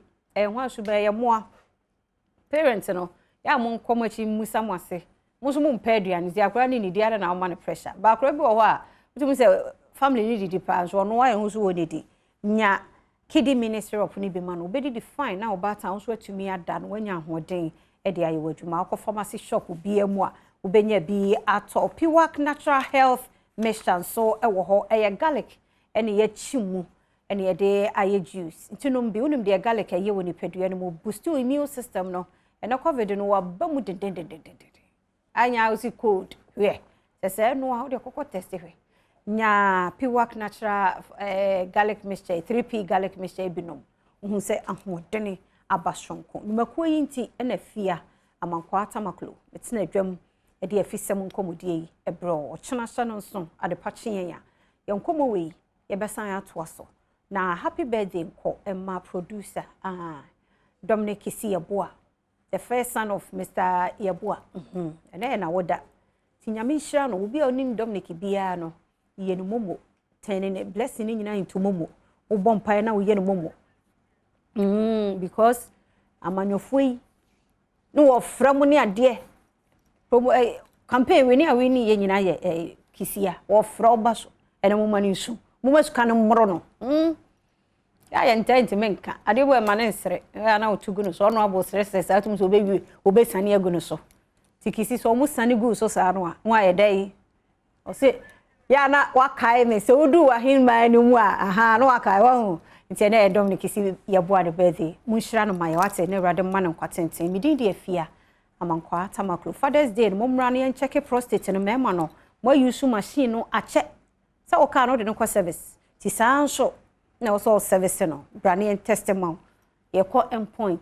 say ye spenters say ye tema say ye kumase say ye takrade say ye techiman ana kumase endpoint ene Adom FM work and happiness ne dwaso ye screen ne dia ma about time ti mofra mo fa mo papa no mmra fia da we anopa ko na mo ho ye check ma mo fie ha ma nyina ya ye wa anopa no ye wie pe ne akọ endpoint me ma mo ko check ma ye ebe boa ye ono abu nyame adom Friday me se o wadaroma ya ye nko ho na en check bibia ma ye osofo de me ameso nsa de na continue problem ti me ko ma hene kwabna sante etwaso.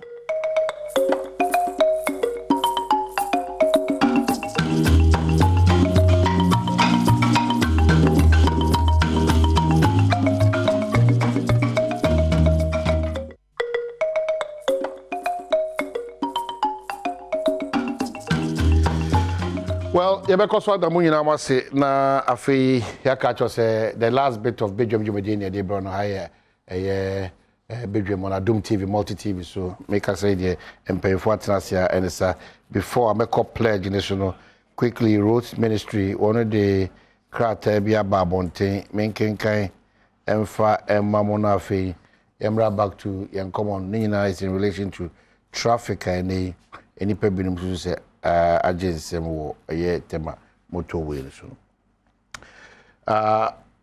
emergency works on Accra motorway. The Ministry of Roads and Highways, acting through the Ghana Highway Authority, is undertaking emergency repair works on the Lakpla River Bridge on the Accra bound section of the Accra motorway.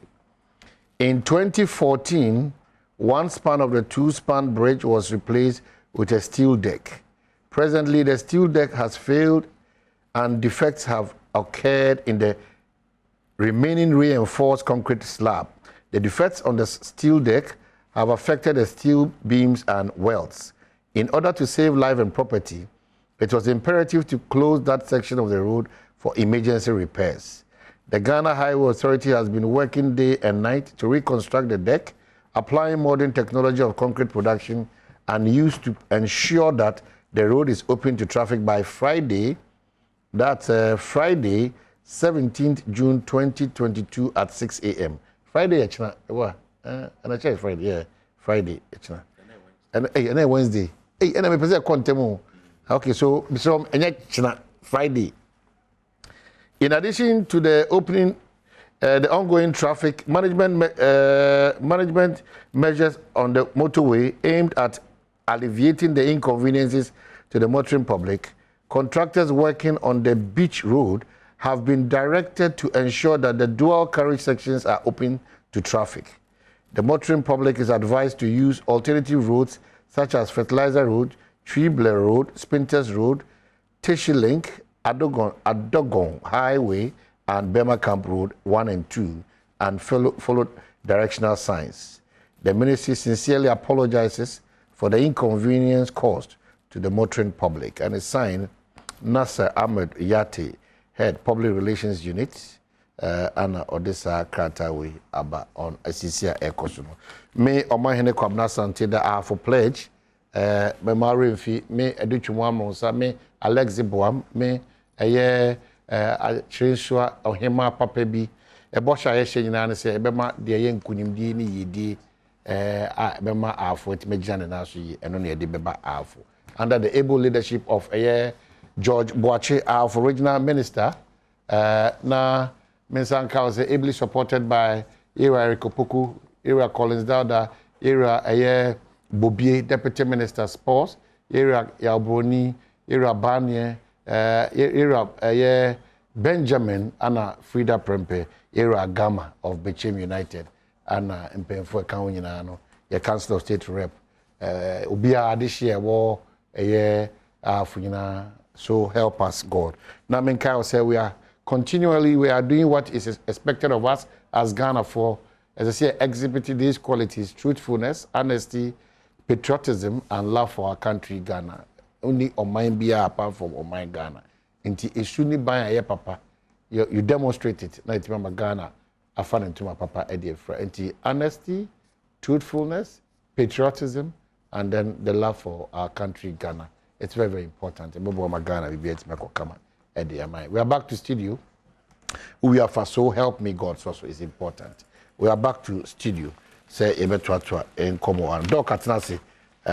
Doc, Yabako constituency now for Yaba Ghana, Abidi Ghana and Como Kakra, but and the Ubasa is a COVID home Como, Edika Craft Manzana, ya try and come on also. Mebusa say, Mamu watching. In real mankasa with the additional because that is your profession. COVID who say.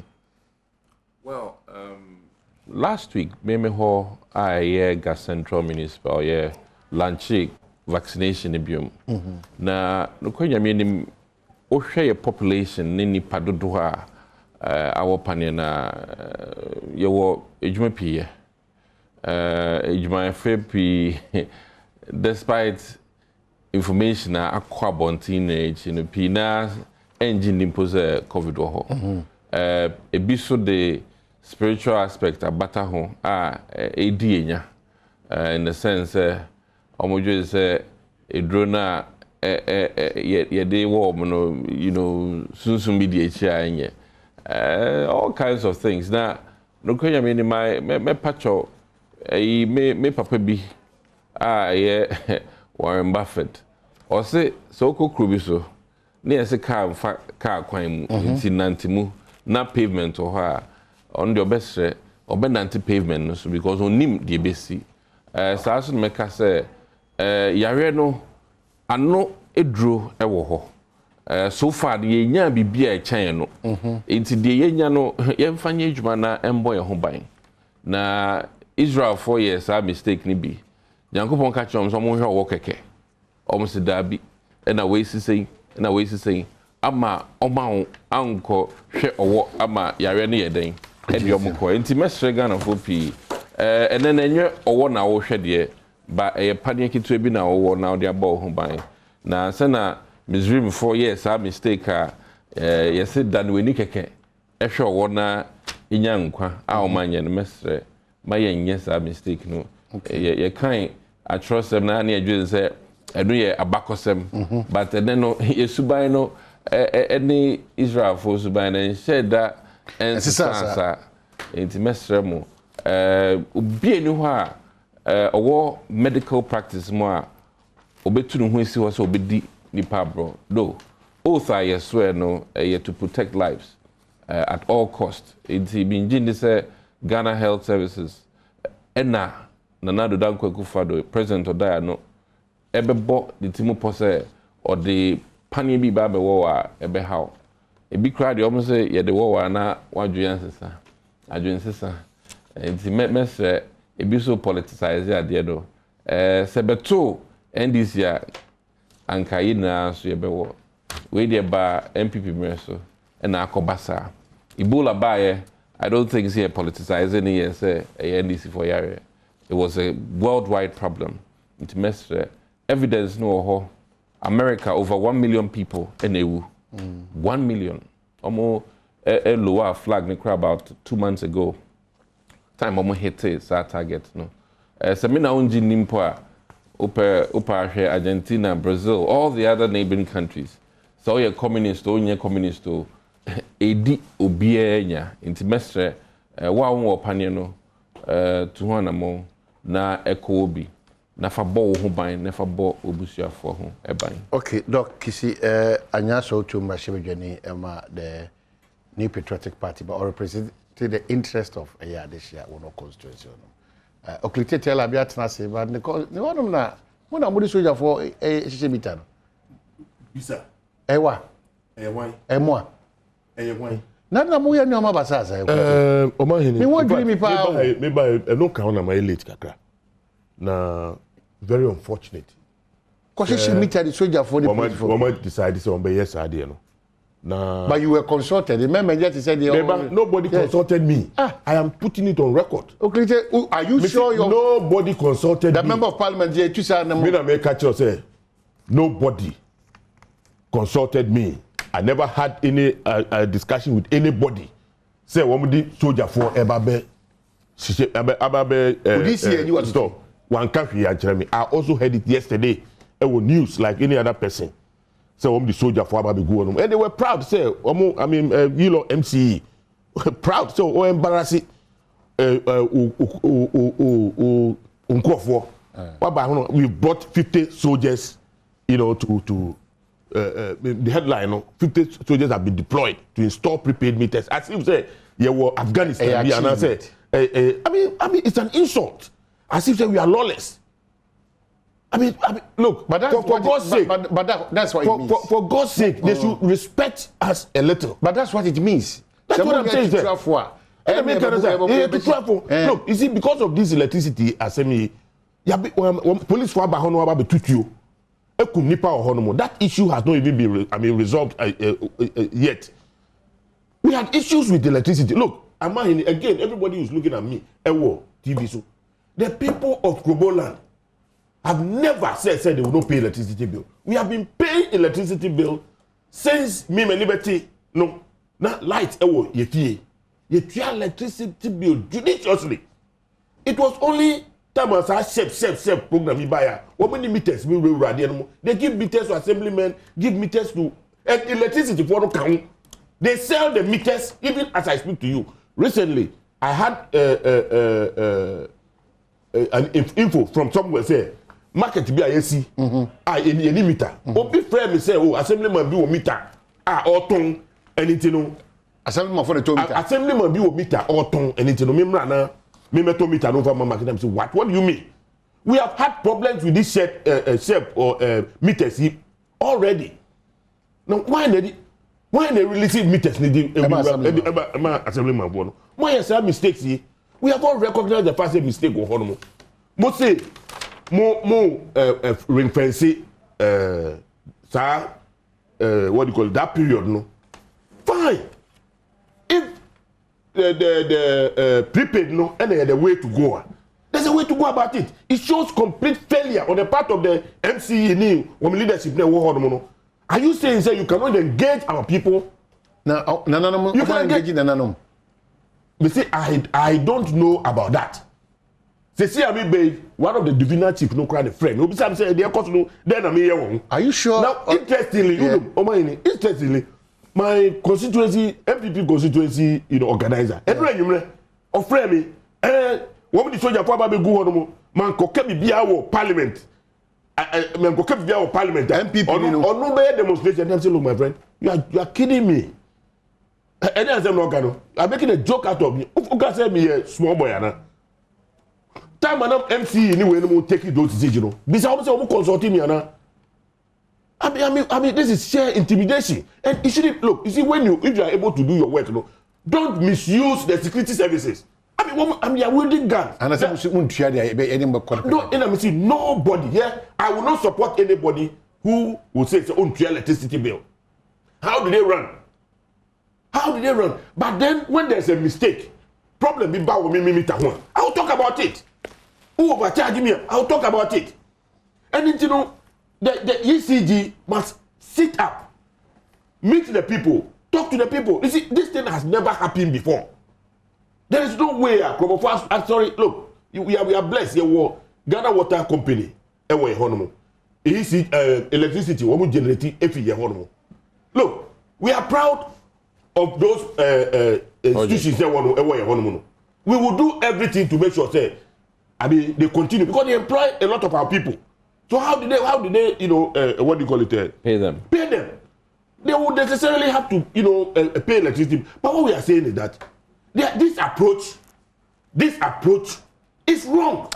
But get it right. The final leaders were not giving prior notice. Me, I don't know anything about it. Unless party chairman consensus on your way. Only aware. No, I am not aware. Unless otherwise, meetings. They just didn't. Some time ago, we try light. Yeah. You go share. And we are. I mean, the way to go. Something we can say we have been meeting. There's a pressure group. This will come on. You invite you. You see, this. Begin to say, So Ukoshia, there are churches, there are mosques, Uko mosque, Uko churches. Now the palace, no one go translate catch up. They say situation you are way. The only way, say who your problem, means we your problem. Say you have prepaid them. I mean, you can start by pilot. I mean, me say we the fear, I'll take it. Who the call be fear? Yeah, not about who soon paswa. People will just rush in and go for it. But this, kind of jungle approach, there, I think whoever advises a woman, that's a dissect when you the best register by ECG. No, that is unfortunate. It means that you have failed. You, as the leader of the place, you have not been able to convince your people. Then what is the leadership? We are sure say MC in Kanchero. Me say, Upa, but this is a big platform. Me say, me mamu, ni number.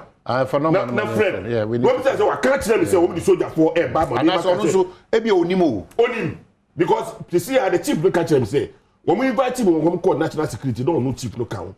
And you were not part of that. I wasn't. And I almost say, one 2 weeks now, at least 1 year consultation. You see, my brother, what I want ECD to understand is, the people of Krobo area are not saying, we will not pay electricity bill. We'll be very responsible. But what was the news item? We will play a news item. It is unfortunate. But that's the inference that we are to look, to the extent, Enra say, some of my old ladies be on Krobo friend. Say, we say, I won't be kume. Whatever. I mean, all manner of things. Won't be kume. Until no one permit I shouldn't talk. The system be back out. I mean, they were worried. Now, why should this be happening? I mean, it is improper. As if the security services don't have any other thing to do but to go Danka. What is the meaning of this? Mr. The people of Krobo land have never, in 1971, we had your electricity was a fee. We have been paying, and all my community that the only time problem we buy it, time we didn't meet the system no more. Woman be ready and I check. So here's a news item in some capture. Here's a news item, bro. It's worrying. It's bad. Normally, the practice is that when you put a prepayment meter there, you put the debt on the postpaid meter on the prepayment, so that we will recover whatever debt. But in this case, we said from 2018 to date, we are not going to put it there, and that we will meet customers individually and determine how much they should pay the debt. Wahena owo honom nene na sipem tepete eni Adom kase atwetwe nkoma wadi nsem bi sei atuda. So that's it. Well, na soldier for no go say. Yeah. Oh, you see, the sight of even the soldiers no cry no. And you're pleasant. But the move for MC no mind. It's not pleasant. And you're pleasant. Oh, I see. And you're pleasant. Is it installation? The installation. Installation. Germany ECG for that carbon. Yeah, that's right. Maybe ECG for so na ko press omo bambo no atusin. Nti say omo babo no mutiye. And American say, we cannot continue like this. Look. Okay? Yes, there was some altercation, there was some problems yesterday. Mijini said we are human beings. Now, say assemble, ye trans in your car. So the mechanism. Say nipa bakufo say me I will power, and let me impose it. It will not bring peace. You see, ECG will continue to be in lower money. What do you mechanism? And we want ECG. And you know more office every morning. One must see office new one crowd one. Some time ago, no see they feel threatening, and omo packing normal. But the Americans say, assurance of me say, they should not feel threatened one bit, because we want the institution to grow. But forgive me, probably I'm jumping into a conclusion. MC, I think after that incident, there should have been frequent meetings about the meeting and say. Your tier as a member of parliament, and your work experience. No. Yesterday, say, one deploy. And I mean, the MCE of a Yilon, on the ground true, say, what deploy 50, what do you call it, soldiers to come and install prepaid meters. One back, now say, also pay prepaid now. Young chop can you? What the guys are doing? MCE, no cancer. No, they're empowered on. And I make us say, we shouldn't, customer relationship. Let's Akwai say no, we don't have alternative. Power producing company near back. No, that should not even. Let's not. No. If he decides to cut us off, it's competitive. But at the same time, at the same time, we have options. At the same time, the minister say. Situation here very important in the constituency. Yes. In fact, a key issue in the constituency. Yes. ECG for MC na carbon at the expense of the community entirety. Money choice. I didn't imagine this. No, the process is wrong. It's wrong. Yeah, I'm saying we need a better explanation why a soldier for I present or the Cromano and a be to trust man. There's always a way out. I don't know anyone. Yes. I don't know MC no. And I want to check whether the MC didn't inform you. No, it's important. And then you have a talent candidate. We have had meetings before on this light issue, but the deployment of soldiers at the Bahon Menrano, minimum way. Dr. Minimum way. Well, also a member of parliament. I know. To come in on that issue, unfortunate if municipal chief executive member of parliament no, I mean in this particular matter you deploy soldiers to your constituency where and at any rate from Senawo Casa passionately between dialogue and I really think from the matter my relationship with ECG, no problem. I would prefer they have to halt the operations. Of course, for parties to be at peace. Yes. They have to halt the operations. We will pay light bill. Anybody who comes from that area, or catch them to a light bill. And it's unfortunate that we have to bring military for this. I know a bad picture on the community. I think I know the opinion leaders they use and shana yemfa into year because services there who here military. I mean I say car insurance they say soldier it's also no. So we pay light bill. ECG and then I really think to say I say Akusumbu. Only Akusumbu for delay there should be some royalty leverage bisa. Because of exactly. I think ECG should manage that relationship because you see, very carefully. Speaking, me, I don't want to go into those things, but you see, the problem is the fact that the thing is within. I mean, we expect say won't be treated well, kakra. Not to this extent. Even if our people are misbehaving.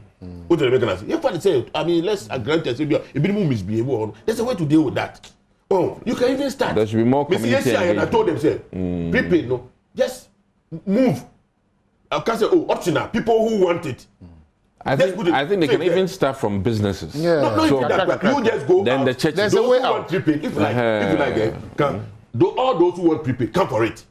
Now, fear the number of people who go for it. Assemblymen also is a bit concerning. I think that has to be looked at now. Because we're here, normal pricing or outrageous. So the Obi officer, but the entire side no more. It's a discussing it here was 1 year careful. Obi-Huana, Obi-Amania, Sabi. Yes, that's the point. After a problem, but and honestly speaking, seriously, the way we change our person, the attitude, the demeanor, the way the soldier for security for behave this time around. So they've been briefed. The little provocation. Yeah, the woman baby. Oh, the little provocation can spell doom for us. And I'm saying you can't blame them because almost all they've been briefed that California is stubborn. Yeah, unfortunately. Yeah, and that is not true. Say, because some time ago we raised concern about doesn't mean say it will continue forever. And I am saying the relationship between ECG and what do you call it any lower money again bibia ebecha and I say it has no end. Yeah. Insofar as we continue to live as human beings, we need energy. Okay, so MC ni person okasa Pacho team Ampadu Pacho get in touch with the MC. He wants to clarify. Ebi ananyo man do na yenso aka we are just enti monye nti fa number na bra na no offer me menim say okay Ampadu, I have his number anti enche any MC no Ebeka. So Clitiana, one who cracked every parliament about on a Josephine. And then I come about it. Yes, you want Joseph. Oh, you see, I have Enra privileges for no call by. One of my colleagues now also a Baby Buffini.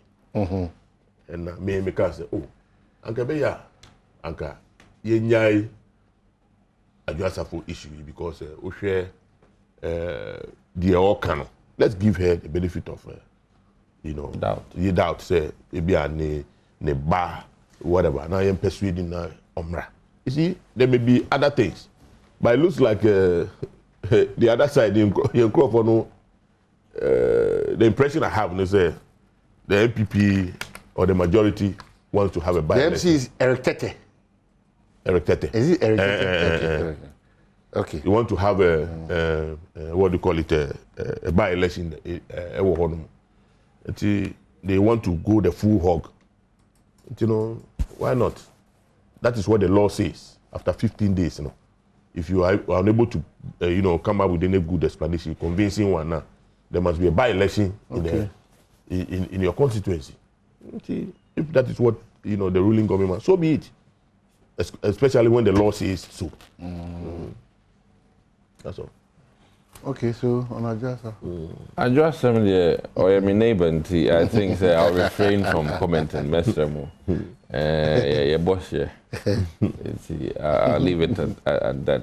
But is it a good practice? There are many arguments. Now, from a medical standpoint, I think so from a medical legal standpoint, then she needs help.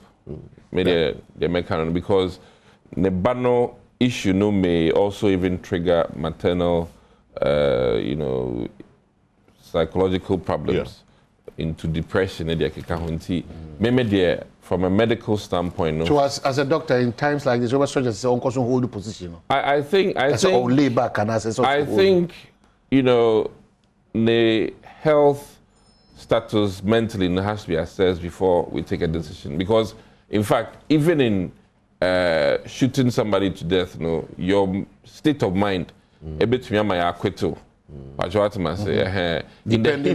the heat of the moment and not premeditated, what's my say? I really think we no see a kumupa or here a medical team to advise a legal team na anka stretch, and then there's been the argument which is very strong, say other civil servants when they are not well, we don't go after them. I mean, we're talking about we give them that space. Judges, we're talking about big men in big places.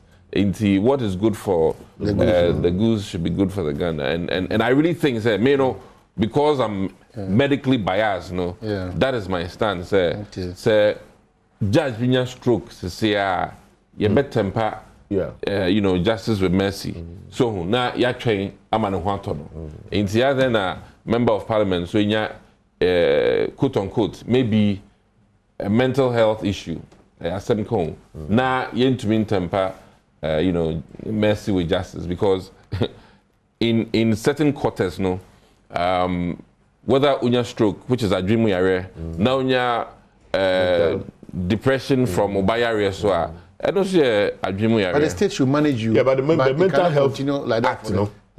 States emphatically say obi employment, you know, unya mental problem. You cannot, use that to dismiss the person. You cannot. You see, the point is that, but for the fact say, your numbers now are very close. Parliament. And I'm not being here.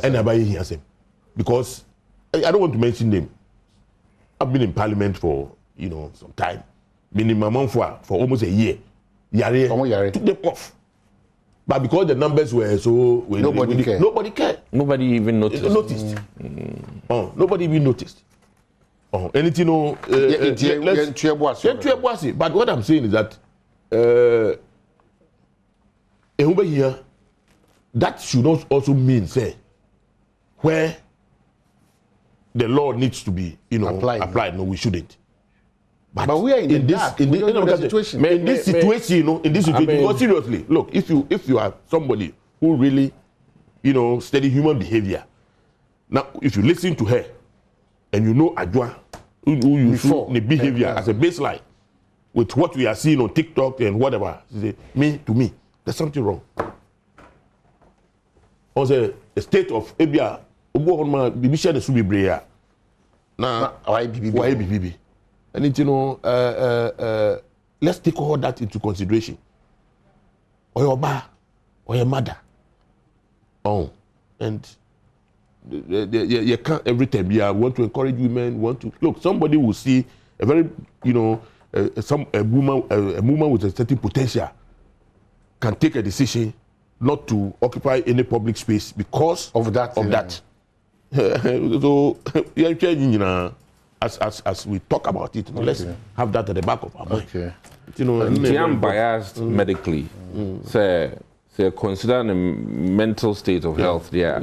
Then officially, I think she has every right to postpone, her stay, and the state has to be mindful of that. What it is telling us is that even the state Ghana, through its parliament, does not even know what is happening to her. And that's if they seek counsel, medical people can advise. So must seek a counselor because, like I said, sometimes you telemedicine. Assess the patient, not with you, and may can on air say someone Association of Psychiatry they can advise them if they choose to. And in law, there's room for that, and I really think that CPC thorough, then that has to be thrown in there. And like I said, many other governmental people, and unfortunately, I mean, I think we better call back to that issue when it comes to the payment of salaries in the account. I really think so. It's becoming unfortunate. We are targeting members of parliament. We'll come to that. Too much, for wrong reasons. I'm with you on that. Why is it everybody saying for wrong reasons? Now, in fact, Sunday Kono. Yes, you better say because AI a big issue to the extent say you who cry na answer just say yeah but discuss kaza okay quickly yanko MC akwaba Tenya now who here bacho me who here pa okay yeah that's say waje bre now what's happening in your town bacho say e dey na esi wo krom oh me krom dey nyasem dim bia ba je say for me politics any a bill ma on pese you be kan kure ena ma koye say asem kesi bi neba minua den ye ka ho asem kobo area ye lowa manyane yilo kobo any yisi before benya asem history bi am say na enim de say around 2014 on the software bi buy na on the billing system and a problem ko ba bills no nti obi wa no tua bill be say 200 say 50 cedis kwa na ko be say 300 next time nti there was a serious agitation emma ewi ase no demonstration bi ko see ma ya she police for car emma ebinim kwa efre won kwa enna ewo mo na sa back and forth enna United Kobo Foundation for a petition president. And on petition president, and on referral national security say in fact, on petition on kind they say, akoso dam. There was an MOU be said Kobo 4 MNTria light bill. They couldn't produce it. Then later on they moved on say bills problem. And on common said truly no. Between 2014 and 2017, no problems our bills no. It's national security together with all of us, new security national and they are young fences are cano. It is 2014-2017. Ya chicha to baby. And na 2018, ebe do 2022 the end there. Esan say na one cleaning bill nintin, na bills ne ba na papa. Enu nti no ye say nanka ECG for kwa de on say yemfa 2 years into ya. And na ye kokan ya say then actually that's about 4 years e kan na wo kan ho asem. It's ye kan ya na only to say yenya no 5 years. Yeah, plan. Some meeting because United Kobo Foundation for the petition into. Not only national security in the daily assemblies, no put the last minute on for since I am music chairman. On invite music no emra. Into maybe music any lower mania MC. Any question national security. Any can't say and at that point no any never did to say the only way between their control a cannot say encosubium a prepaid meter. And like you that a foundation for no etiase. After there a bar say as I say educating go for na implement ade no. Oh United Kobo Foundation for no kokoma. No one can check go for say then no one they were forced to accept it. And now one dream no and assignment people should resist. People should resist. Then on change ade and say kwa de on pese UCG for more kan ya biom na on pese viare.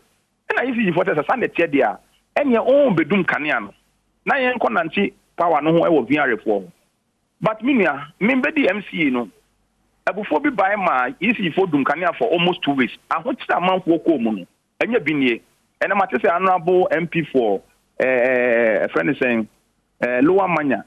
Oh, Adom TV. Can say blame say we didn't involve him. I'm ya pass or casa. I'm not light of bad that 2 weeks no. On none kind of thing. He didn't stay with his people. And to where who the problem they face. On you to light at the cost of for a lot of challenges. It took another 10 years. Former MP or lower mania. And of frame meeting, some meeting here or Ensign College. You call some meeting, another tell be insisted, say, yeah, my United Kobo Foundation for no Embra meeting. But I work at United Kobo Foundation, they are just a group. They don't represent the view of Kobo Nina because you are him for. You are software, you are businessmen. Look, me catch and yameno yamself. Sad legislature same way. Not a near politics because Obi to say honorable setepe. Obi to say Kofi, Ano Viare, David Kobo, COP, Yohunom, any Chumberima, MP, Vice Chairman. Oh, now they were concerned. Every meeting. Every meeting go on, and I know I can tell him, sir, the information I want to say, United Kobo Foundation for no only your meeting, he sponsors them. Okay,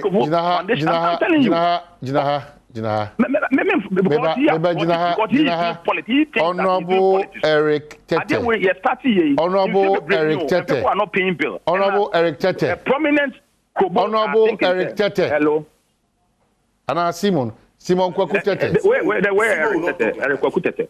Eric Kwaku Tete, right? Yes. Jinaha answer. Oh, you're in charge of security, my boy. Now, Krobo, for how do they bypass you and go and talk to national security? How?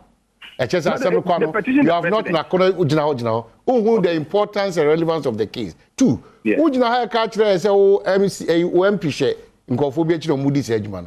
what has been your engagement with MPC? Hold on. Okay. We want solution. We don't want to come and accuse. Okay. Hold on, point two. We will start 9 in actual also. They did kind.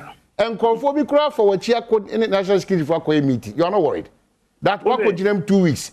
I'm a can do work or patch on my ECG for their back. It's your burden. Yes. So clearly, from the word go, who cross MC in what to do normal purpose. For only to come here, to come and be hold on. One third, Mr. Jinawansa, Okasama. 1/3 party people report, and in this country, people report based on the interest they have on matters, and they don't report the facts. Papa Natiano, MP, why expressing your mommy answer? One. Yes. Wakache Ghana for a share big German and opinion say Krobo land is ready to pay light bill. No Krobo person will say own share light bill. Two. Yes. Wajia Tum said there have been challenges with relationship between ECG and the people of Krobo. It means that there's a problem there. Three. Yes. Yen timi chichiri kro bra opinion leaders yema yina ya dwene nko benkro ne mfantu anamo. I can promise you that if you don't go back and revisit this old structure of opinion leaders music, and then other relevant bodies to be part of this conversation. Now, if we say all the soldiers in the solution to the problem, in fact, then you have a problem. And that is one thing for me, which I think that a lot of people who want this problem to escalate, you know, lose sight of it. But I'm saying that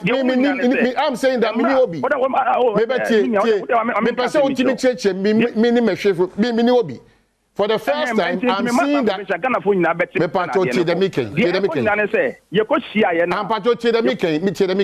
For the first time, I'm seeing a soldier for Omaba Obi Krosua, Adentia, Enya Chrono, Enya Woody, Enya Bibia, Nemo Yasi install meters.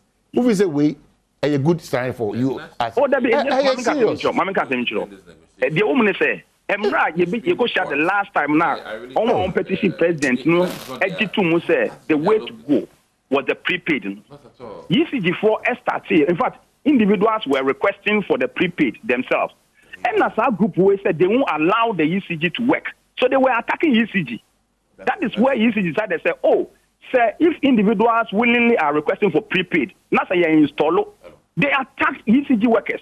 And the ECG workers then they are pulling their people out. Now say more than 80 to 90% people are not paying light bill there. Then what they will do is that they will off it. Not whatever they want us them to do. Say no, on pay ECG for light bill on pay area. Then whenever the decision is taken, then they come back. Now what I mean who say ko basana se sumo samba ya ho betli. The military connection to it, no, and yet music, but ECG staff were saying, say, if they were going to give it to people who needed it, they fear for their lives and they need protection. That is it. And today, as we speak now, if and then for me, I don't think that only why the TSM master for litigation. Only why the TSM master for only one that TSM for because ECG said that their life another Kobo Foundation for the petition here. So they went there and any music no national security thought say once we are there they should invite us. Don't come in. MC, go back to the drawing board on this matter. Your performance is below average. Remember, church report. No, go back and do what is right for you. I'm happy that. Thank you for explanation. On this matter, your performance is below average. He called my chairman. No, hold on. Member, who call interested party. Member. No, he called my chairman. I'm saying that. Hold on. A useless MP. No, hold on. Those matters are not settled on TV. Very unfortunate. That's local constituency. But I mean, I don't really. MC, sir, come back to the. I've heard. You need that cooperation. As I say, only Nipaya Timishia, only Paul Muhia Macrobo land. Now, some cases say, Bana, Obahuna Soja Nibi Kobi, I really think from a consumer standpoint, this is not a national security relations management. So I really think that the right quarters have to come on board. We'll do our best. All right.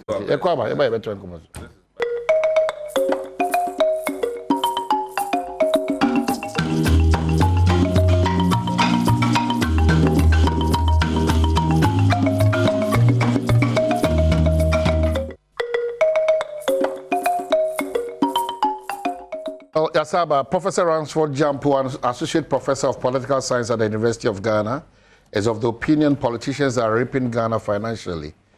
His argument is that although politicians collect large sums of money as ex gratia every 4 years, the average Ghanaian worker can labor his entire life for only a penny in pension income. He believes that the ex gratia paid to politicians is excessive and that something should be done about it. To him, what makes sense is that ex gratia should be paid to members of parliament who have lost their seats or who are no longer seeking power, and not those who have retained theirs. I quote, "It is just not right that members of parliament take as much as 300,000 Ghana cedis as ex gratia every 4 years. Meanwhile, an ordinary worker will work his entire life only to receive just a small amount of money as pension pay. Someone in parliament since 1992 has been receiving ex gratia for every 4 years. So, is there not anyone who will realize that the country is being raped financially. If you, Professor Jampo stated that UTAG will push for good service conditions next year and that this move will not be hindered by anyone. He made this statement on Adom FM's burning issues. Okay, so I see. My main Bremo first. One, a very unfortunate a professor would not do or due diligence. The intermediate I'll start from one bit. Ex gratia Mukrano, there are two components. Now I was hoping, sir, as a professor, no more say, share parliamentary Masia, Upeno should kick in latest right away. Latest by 2 weeks. I don't know, I'm in same way now, Sabu. Because me, I'm hey, unfortunately, on the other parliaments. Yeah, you should pay rate of 7th parliament. And 8th parliament, the 7th. Yes. That's how it's been. That is the problem. I really think, I'm of the school of thought, sir, and say making sure, sir, share which must say, or salary no, any day will share. Instead of say, you dear back or some salary, and share, say, 3,000 po and a kahwa, or multiply that by 12 months by 4 years, sir. No, say, is a huge quantum. A year or salary. So as my saying, sir, as gratia, unfortunately, no, a year delayed salaries plus bonus. Bonus bit near kakrebi. I really think say Prof Anka on kanokre emfa sa asem ho. Na uye no free ho. Generally, o shejuma after 1 year you two akatum. 2 years you two akatum. But what they are doing now, which is the unfortunate practice, they say you lock you at one base salary for the 4 years. Into no every year wakitia enkosho. What's my say? Na yedina aba as back pay. Into sa no credino is very important, and I would hope, sir, Prof, instead of throwing dust into Ghanaian society, no, penny status as a professor, no, I would hope, sir, or didn't credit na onye misinformation, and I really think that per ne status, no. He shouldn't be doing misinformation. Okay. Now, in concluding, generally, I think that there's a perception, say, Abanjma Etia more, but I can tell you on authority, say, some of the caliber of people are Ejma Ma Bino, Nukrenya Minim, Aban Ejmanumpo Intiomo Pe or pedigree. And I can cite one example, Ahum Kalinzi, our Bayer Deputy Trade Minister. Maza, Coca-Cola consultancy ejuma no ye ne consultancy ejuma o ye sika oje for one project was like his year salary as a member of parliament. Just one example, and you're caught into yemu biso kra na your salary your surgery back. I'm being very frank with you. Surgery back on kadipa beye and our jino bosume. I don't want to go into all of those things, but I think say sometimes no, unfortunate say, you private sector, and say opinion tell be anchor your money, a private institution like even United Airlines, Empire, and can I get you a chain, a juma or yes to say, and that should be looked at because many governmental workers are very highly qualified and come with a wealth of experience only to serve Mother Ghana and our country.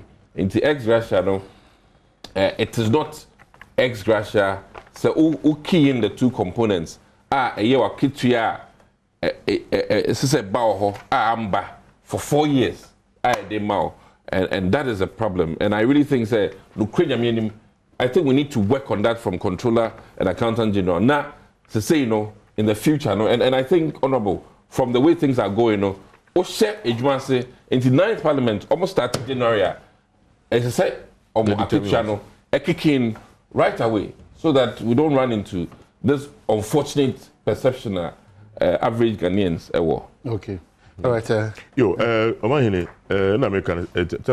It's unfortunate, but you see, we work with a living document, the Constitution.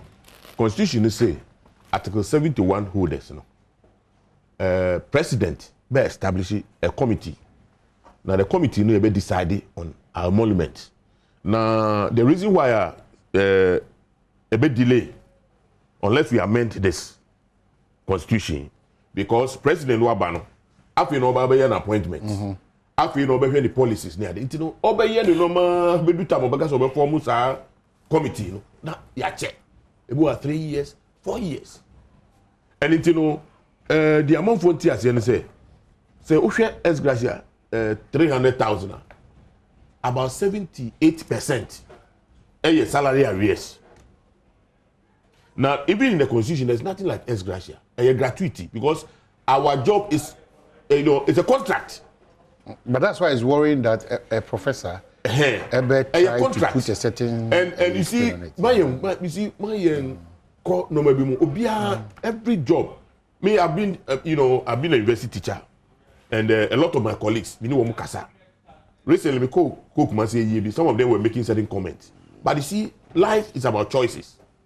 MC did my terms say, what to me take is that these are some of the normal I cope with. I can decide. Say, Bia, me the ability teacher na I won't be into any other. Taking risk is part of life. And it goes with a lot of things. Not the mechanism. But unfortunately, they are all canon and Indian as well. It's not say one, a contract in the SI. 4 years. Who we are. Look, reintegrating into the system a little bit difficult. Not the mechanism. And it onion homework well. Because if you take about 75% of this 300,000. Okay, so we are going to the room to see Dominic Kisiebua as they are celebrating Dominic Kisiebua. Oh, wow. Happy birthday to Dominic Kisiebua. Oh, yeah. Yeah, was so bad. Oh, okay. Happy birthday. No, only so. Yeah, Dominic. Oh, Dominic Kisiebua. So that's it.